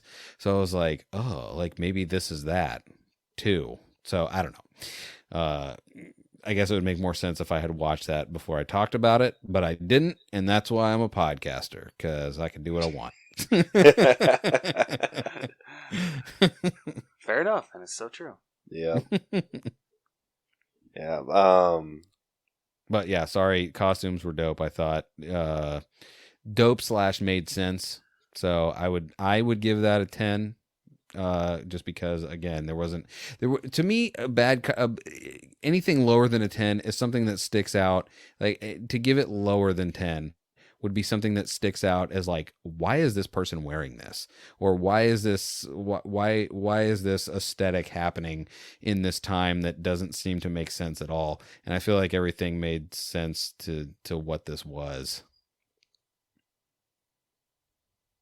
Yeah, it did. I mean, like our grading curve with costumes, because it's out of 10, it's like even an 8 is like pretty freaking good. Like, because we have it attached to like a certain percentage. So an 8 on our scale is the equivalent of an 85. So, I mean, go ahead. And then like a 9 is a 90, 10 is 100, obviously, and then just different ones going down. But yeah, it's just, I don't know, like with this type of movie, I would have liked to see just 1 or 2 outstanding costumes. I think that would have bumped me up a lot, but it was just kind of a lot of baseline costumes for me. So you know what? I'm at an 8 personally, but I still really like the costumes. 9. You've talked me into a 9. Yeah, I think that makes sense. There should have been one like silhouette moment. You know, they're like, oh, it's a great character if you can recognize its silhouette. Which that's the thing that sucks about these movies. Like, if there is one thing that's terrible about all the Matrix movies, is there is not really a silhouette that you could be like, that's him. That's Neo. Like I don't know. Is it Neo? Is it Cowboy? Is it what?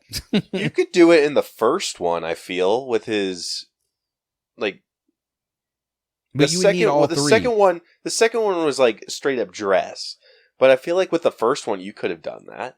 Like if you did like a reverse silhouette where all the black was in white, like I feel like you could definitely tell, like, oh, that's Neo.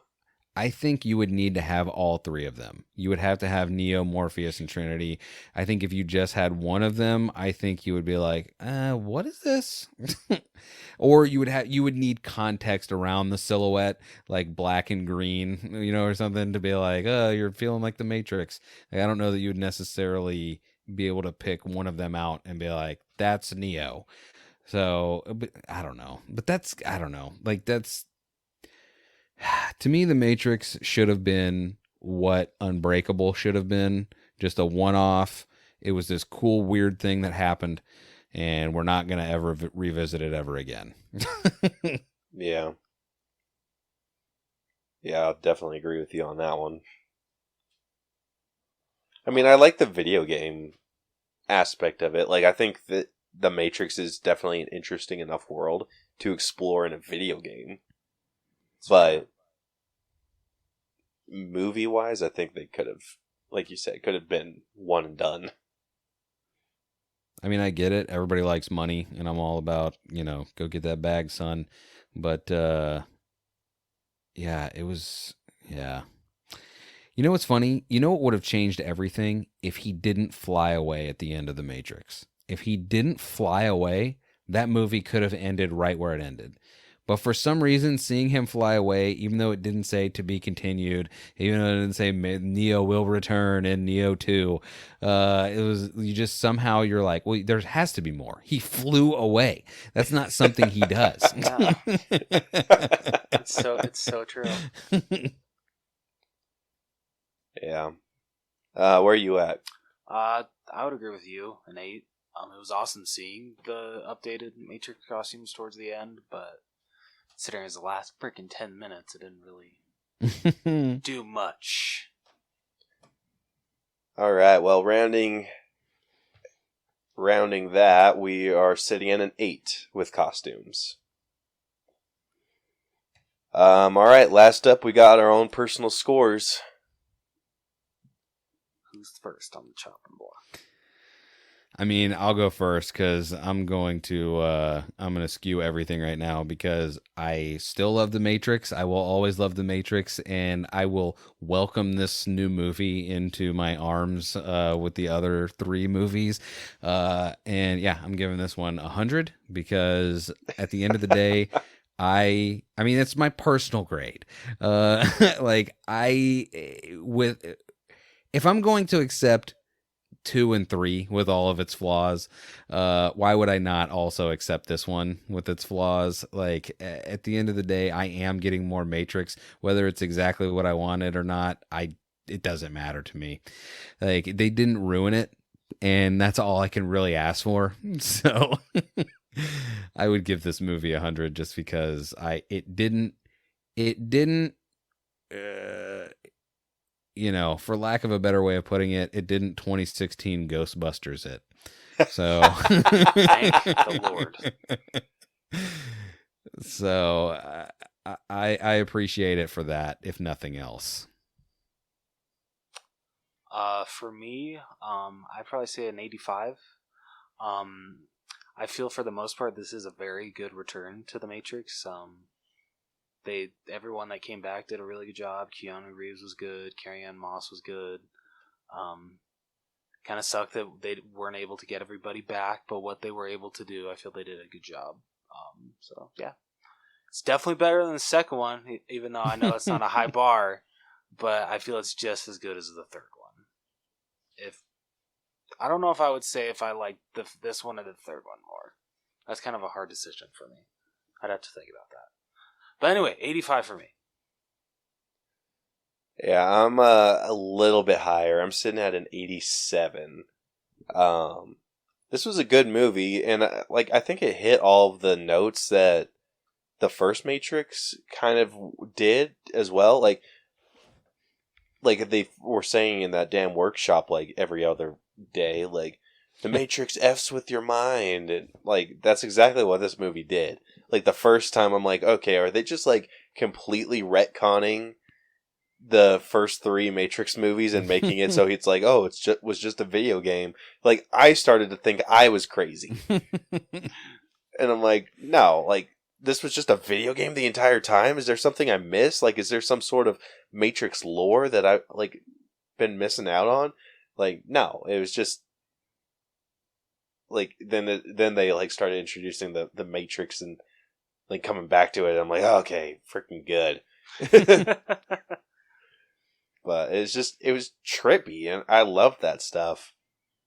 They were a little light on the philosophical stuff, which is something that I really liked about the second and third.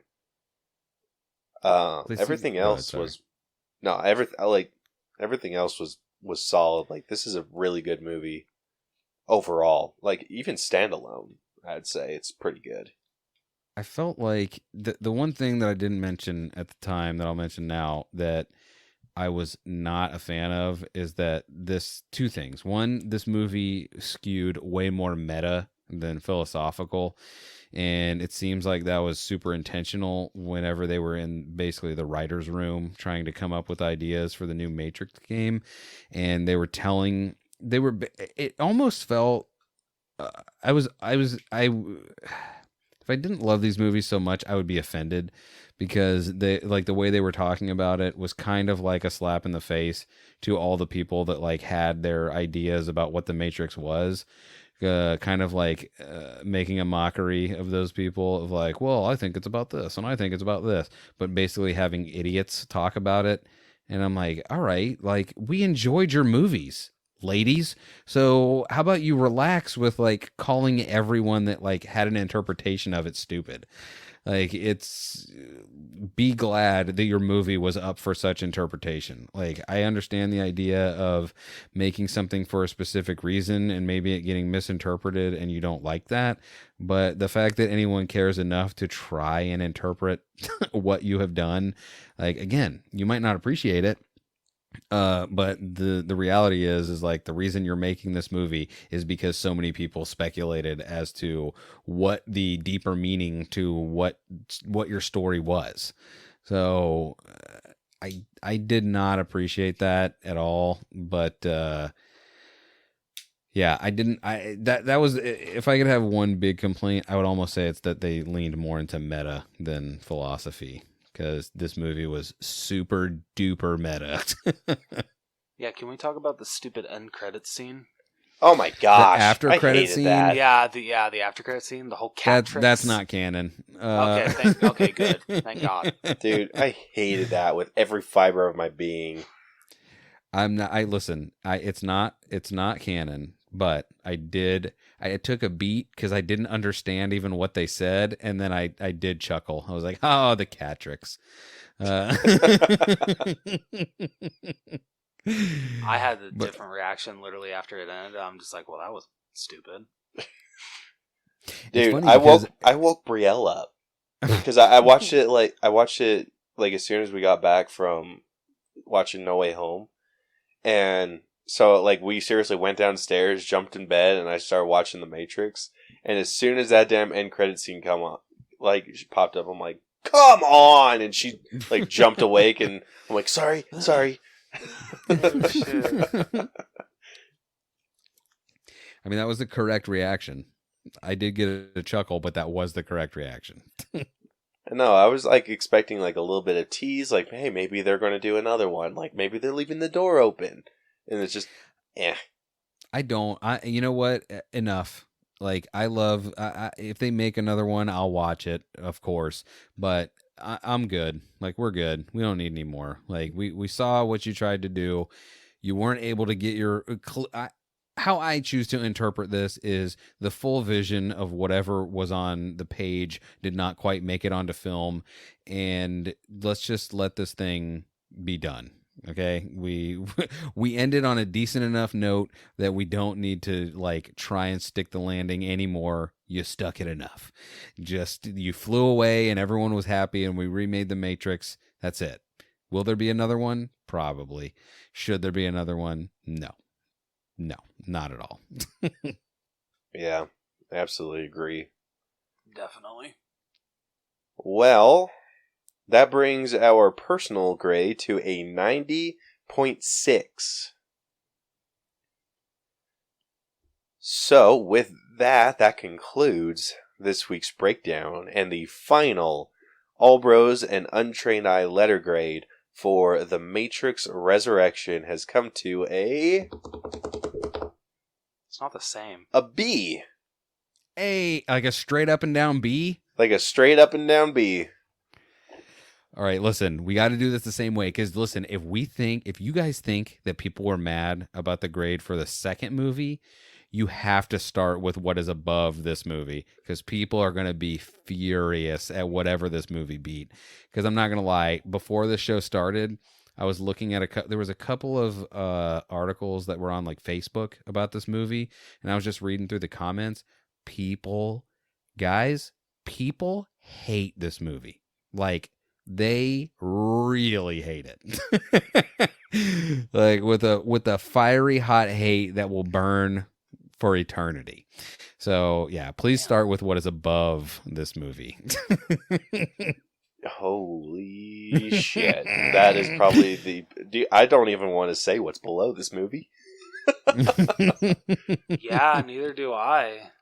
All right. So, The Matrix Resurrections is sitting at an 84.70%, which puts it a very, pretty strong B. But that puts it below The Oath, which is at an 85.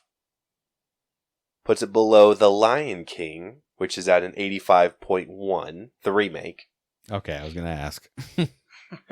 It puts it below Harry Potter and the Sorcerer's Stone, which is Correct. at an 85.43.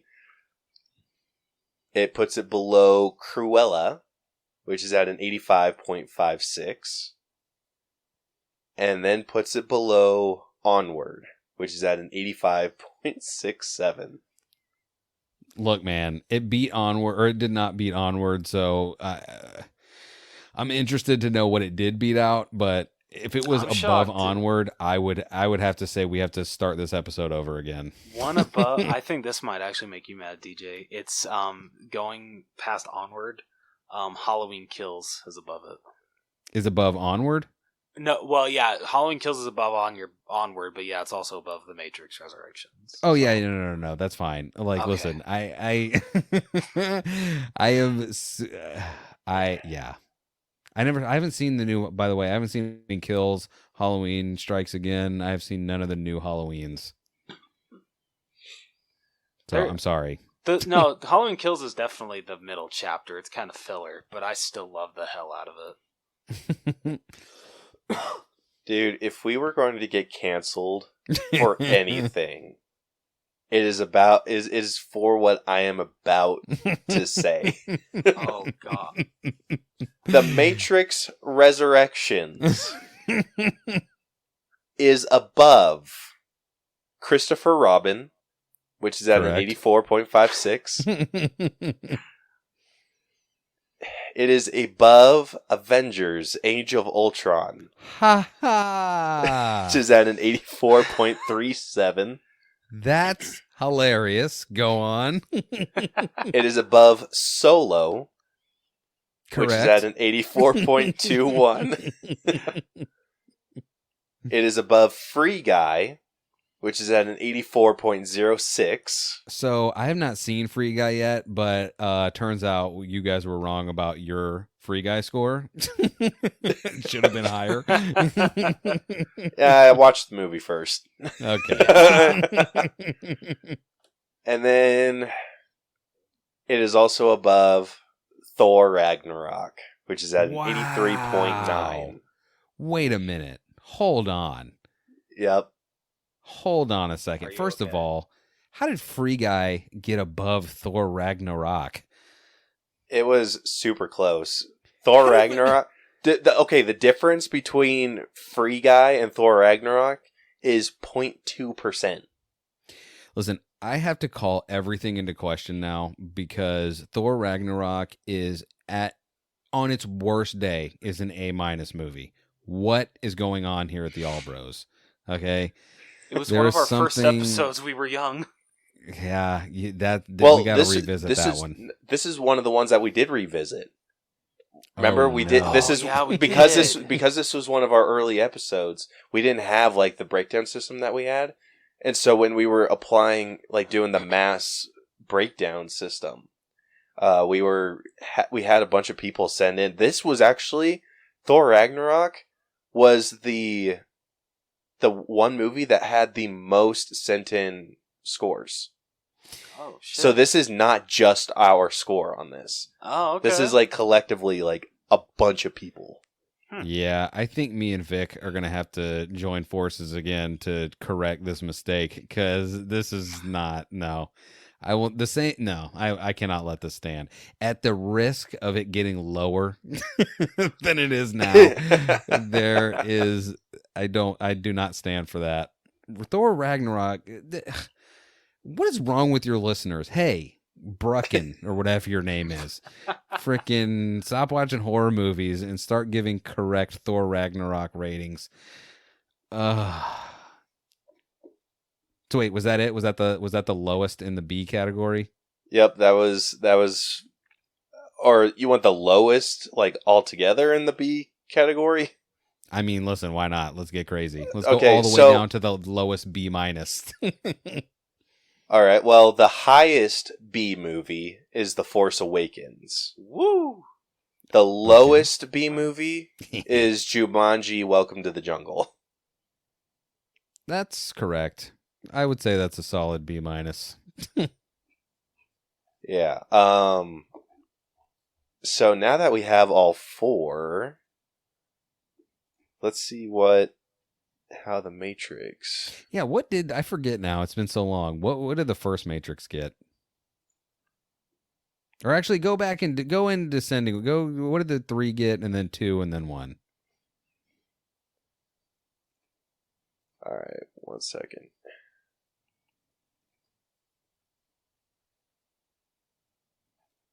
By the way, Caleb, you're like when you turn your camera off on your phone, it has got a picture of you as what can only be described as a child. You look like the baby Caleb in this picture. Yeah, that was on one of my wife's and I's first dates. Aww. When you were 12, you look so young. Yeah, I was. How old was I? You're 18? Yeah, Okay. 18. Yeah, that checks out now that I look. All right, so our ranking. Actually, this might track. So our top 4, or in order, 1 to 4, for the Matrix. Sitting at number 4 at an 81.66% is The Matrix Reloaded. Yep. And that is sitting at a B minus. Next up, we got The Matrix Resurrections, which is at an 84.70, sitting at a B. After that, we have The Matrix Revolutions, sitting at an 89.53, which is at a B plus. And then at the tip top, we have The Matrix, which is at a 90.24, sitting at an A minus. I was gonna say, what is the letter grade for that? Yeah, that makes perfect sense. That it's funny because I was thinking like, yeah, I think these graded how I would rank them now that all 4 have come out. It would for sure be 1, 3, 4, 2. Yeah. Dude, I love how that happens. Like, it's so hard to like disagree with some of these. Like, yeah, and say what you will about our breakdown system. But the difference between, like, let's see, before we even get like a full percentage away from the Matrix Resurrections, like, we need to be at like, there's 8 movies before you're a full percentage away from or below the Matrix Resurrection. So the margins are like so close. So if you guys want to throw like a big old bitch fit about The Matrix Resurrections beating out Thor Ragnarok, just know the Margin of margins, error. yeah, is 0.6%. Like they might as well be tied. Wow. Yeah, like I think it's like slightly unfair when we do like, oh, this beat out this movie or this beat out this movie. Because like some people will be like, well, that's bullshit, and then we're like, okay, well, we think this movie's a B movie. They're like, yeah, that tracks. Well, yeah, no, but that's what I think is good about the way that you do it, is because you don't just say it's a B, it's a B minus, it's a B plus. You're like, you have it down so to such to the nth degree that you're like, yeah, that's right. If you zoom all the way in, this is how close they really are, and I think that's what makes it fun. Because you can have the Matrix Resurrections beat Thor Ragnarok impossibly. That would be like if Ratcatcher 2 jumped dimensions and beat Thanos right at the last second in Endgame. Like, yeah, dude, it gets freaking tight. Like, with Halloween Kills and Onward, the difference between those two, like Halloween Kills is above Onward by point. Nope, I'm wrong. Oh, never mind. I was looking at the wrong one. Yeah, Halloween Kills is above Onward by 0.01. Damn. It is barely 100th. It's like 100th better than Onward in our system. That's why I'm glad I got my my 100s out whenever we did. I think it was the first episode we ever did together when we did, the heck was that Kumail Nanjiani movie? The Lovebirds. The Lovebirds. Yeah.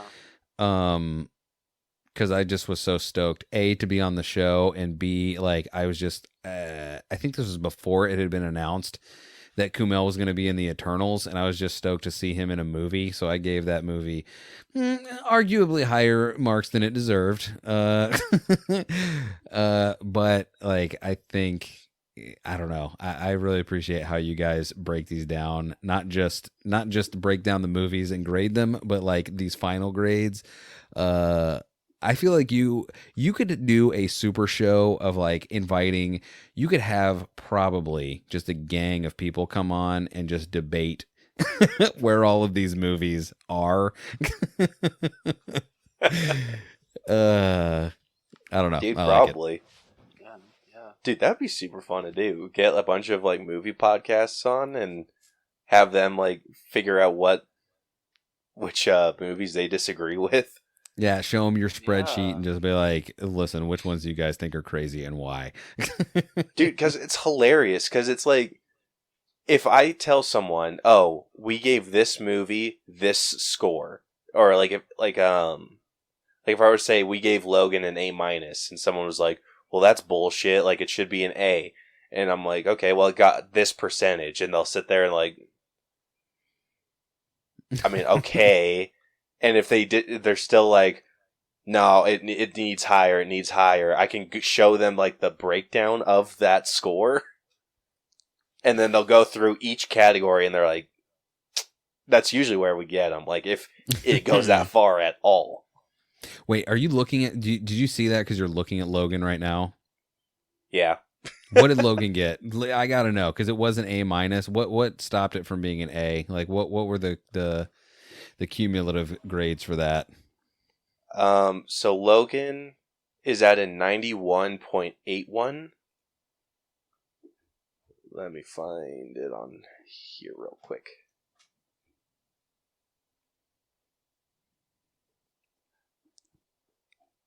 Because was this just you two, or did you have someone on for this one?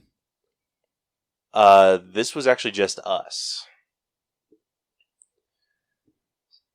All right, the thing that we were harshest on was probably music and costumes. That's what brought it. Costumes. Yeah, like I they could didn't see have music, any. but That's true. didn't they though? Like they were. This was like I feel like this was like a post credits to like all the X-Men movies. You know what I mean? Like they're like, we're kind of like in retirement right now, and oops, we have to do this one last job, But he didn't get to and wear then his we're yellow and out. blue suit. Didn't he though? He was wearing it under his suit the whole time. I knew it. Knew it. Yeah, so music, costumes were sitting at an 8, and we had the effects at an 85. Really? Yeah. What do you recall offhand like why it got an 85? Like was there anything that stuck out a lot to you that you were like, this is not a 90? I haven't seen that movie in so long. Yeah, same here. I think it was the fights between Logan and his clone looked really rough at times. I'd have to rewatch that because the thing I think of every time I think of that movie is him in the bathroom, like when he's healing, like after he's been shot or cut. I can't remember what it was, but like all the above. Yeah, and yeah, I feel like I don't know. You know what? This is a good excuse to watch that movie again because I feel like that fight was good, but maybe I'm just remembering it better than it really was. Yeah, like the movie overall was like great. Like the story was really high. It was like at a 96. Writing is at a 93. Acting was at a 93. We gave character development 100. And then our own personal scores were 97. Like it was really high. What killed it was effects, music, and costumes. I think there is something in like doing like little mini episodes if somebody is like, I disagree with what you did on Logan, and then you guys just talk about that because I like that. I like that a lot because I guarantee you I could go through your list and talk about almost every one of your movies. Like, how did this happen? For sure, by the way, this time next year, someone will have found your podcast and they'll be like, I'm sorry, what beat Thor Ragnarok? Excuse me? Well, that's what's great about our spreadsheet. It's on our website, so anyone can go look at it. And you can do it right now. tinyurl. What is it? tinyurl.com/the Allbros. Yeah, we have on the front page where you can just see the movie, the overall score, and then the letter grade that we gave it. But if you wanted to, and you're just like, no, that's total bullshit, you can go into one of the different spreadsheets and see the individual scores. That's awesome because I did not know that because I have looked at that the original or the whatever the initial thing, but I didn't realize that you could go and look at everything individually. Like I disagree with this specifically, Caleb and Rose. I don't like it. Yeah, so the pages that you can go on or the sheets you can look at. There's the reference for everyone, which is like the main one that you can look at. There's the movie grades, which have like all the individual breakdowns. There's the debate page, which is where me and Rose put in our scores when it's just us. Our rapid fire, where when we have a guest on, that's where we put all 3 of our scores. And then there's a game grades, which every 50 episodes when we do a video game, that's where you can find those scores. And then the last page is like reference if you want to see what our, like, it's just random shit. That's amazing. Listen, if you're listening to this show and you're just now realizing how comprehensive it is, go to tinyurl.com/theallbros.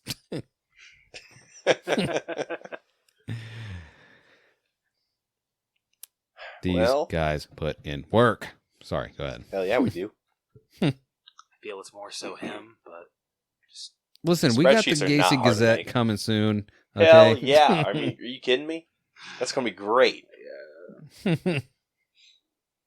but come on, I feel Caleb is the heart of this show, and I love him for all that he does for this show, and I really appreciate it. First of all, how dare you? You are both the hearts of the show. The show has 2 hearts and a third aorta. That is me. And it's like it swaps between you and Vic. Yeah. I don't know. One seems to be stronger than the other one now, DJ but is in the lead. and we are not restarting January 1st. Victor, I just want to say that to you right now, okay? I'm not having my slate wiped clean. I've put in work, okay? Tens of hours, okay? Before 2022 is over, I may have cracked 3 digits in hours on this show. So everybody just relax. Dude, I actually have a spreadsheet that I'm making for you and Vic of the episode number that you were on.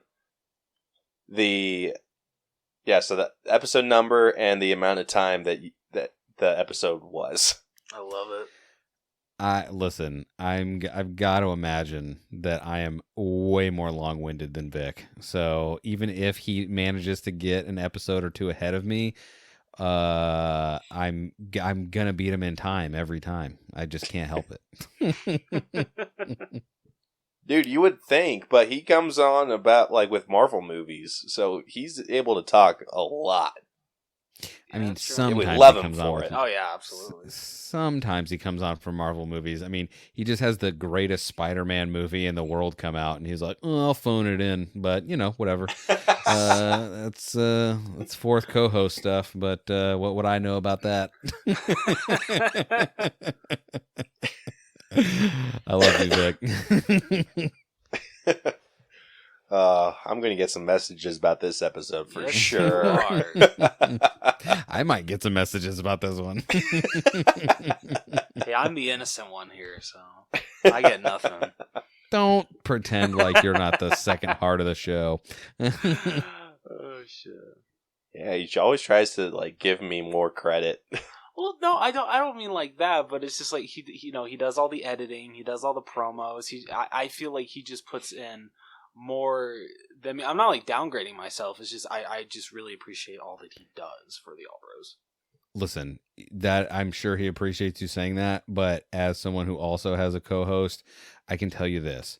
There is something to be said for someone who can come in and just talk to you and just not just sit there and be weird and silent and just I don't know, or just the one word answer person hey, what'd you think of this movie? It was good. Okay, cool, thanks. You want to elaborate?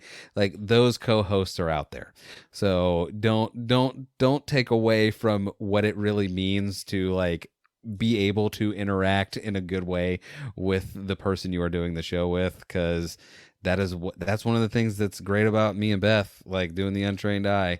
I don't know, it would be super weird if we were married for this long but couldn't do that show. So I don't know, I think it speaks to friendships, relationships, being able to do shows like this. So don't listen. What you don't do in editing, you do in showing up, which means more than you know. That is absolutely true. I'm crying over here. Thanks, now hug, guys. both of you. No. Yeah. They're in the same room, people. Just they said it last week, but they are in the same room right now. So they could hug. They are choosing not to, but I'm not judging. Oh, shit. Well, DJ, would you like to tell everyone where they can find you and all the wonderful things that you do? Yes, well, you can find me on the internet at Untrained iPod, EYEPOD, on all the social mediums. If you want to hear the show that I do with my wife Beth, it is called The Untrained Eye. It's wherever you're listening to a podcast, even right now. Are you hearing it in somebody's car next to you at a stoplight? Well, ask them. What podcast are you listening to? Yep, ask them to send you a QR code or something, and maybe you too will become an Untrained Eye person. We don't have a name for our listeners, but one day maybe. The eyes. The eyes. Hey, maybe one day you will be one of the eyes. You'll be one of the untrained eyes. Yeah. That's it. I always feel like I don't do a good job, of like explaining where we're at. But that's it. Untrained Eye. If you can't find us, you don't listen to podcasts. So. Hell yeah. We'll put links to everything that DJ does in our episode description. And if you like this episode, want to check out more of our stuff, be sure to follow and subscribe to us wherever you listen to podcasts. We are practically everywhere. You can also catch all of our episodes on YouTube. Be sure to follow us on social media. We are on Facebook, Twitter, Instagram, TikTok. Have you posted anything on TikTok? Yeah, totally. Oh, jeez. Let me go ahead and check that. God damn it, DJ. Yeah, all of those at the Allbros. You can also email us at theallbroschannel@gmail.com or email us at, or I just gave you the email. Or check out our website, tinyurl.com/theallbros, where you can check out everything that we do. You can listen to the podcast from there, learn a little bit more about us, links to our merch. You can design your own merch if you want to on that website. You can check out our breakdown scores and individual grades and argue with us. Like, we'd love to freaking hear it. Wait, is there a Monster House update? Freaking hate that website, man. Wait, did they take it away? No. Oh, I was like, wait, no, what did they I didn't. miss? No, I think we've had a couple more. Dude, I want to know what the hell's... Like, no joke. If you look up Monster House on that website, I'm pretty sure we're the only Monster House related merch. You know why people keep buying it is because, at least to me, it is one of the most underrated animated films of all time, and it deserves to have much more love. Of all time, huh? Maybe I need to rewatch that movie. Yeah. That's just my opinion. I love that movie to death. Dude, but what throws me off is our freaking logos on it. Oh yeah, that's true, it is. Like, are they just not realizing that? Or, like, I want to know... I want someone to freaking contact us that's bought one of those damn shirts. Anyway. Sorry, I'm Googling it right now to see if there's, like, some kind of, like, underground, like, Monster House fan fiction stuff going on or something, because it doesn't seem like we sold, like, 2 more kids' shirts since the last time we talked. That's hilarious. I love it. Yeah, it's infuriating, because I work hard on all of the episode art, and that's the one. That's the one that I was the laziest on. Listen, maybe next year or something for like charity, you can make you'll have the new shirt. It will be the All Bros Crash and Taz, like you can do like the fight shirt where we're like at odds with each other, and you can sell that shirt and like give all the proceeds to charity or something. Dude, that would be awesome. That's an awesome idea. I love that. Hell yeah. Yeah, you can have people buy. You can have hats. Some hats will say Vic. Some hats will say DJ. They can. Yeah. Who do you got? Love it. Oh, that'd be awesome. All right. Well, look forward to next week, where we will be breaking down Sing 2. A sequel I'm probably a little too excited for. Maybe Is that slightly. the animated one with the animals? Yeah. Okay. Yep. Dude, Wait, who is in that one? Who are the main protagonists in that movie? Like who plays 5? not the character, who does the voices? Yeah. So there's Matthew McConaughey, Reese Witherspoon, Taron Egerton. That's the kid. Oh my gosh, Tori Kelly. I think she plays the elephant. Yep. I'm looking right now. Yeah, Tori Kelly, Reese Witherspoon, Taron Egerton, Nick I guess. Kroll. As Gunter. Matthew I think that's McConaughey, Garth Jennings. Do you know who that is? Oh, Chelsea Peretti is in this. Scarlett Johansson is in it. That's the one I was missing. Nick Yeah, Offerman, Eric Andre, Halsey. Come on, Bono is in it. Pharrell, Wes Anderson. Get out of my face.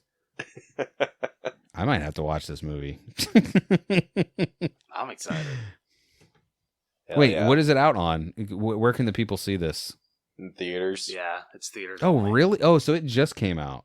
Yeah, it came out. I think the same day as The Matrix did. Huh. Well, there you have it. Rated PG. Take your kids. Go to the movie. Get some COVID. Watch a movie. It's going to be great. Get some Omicron.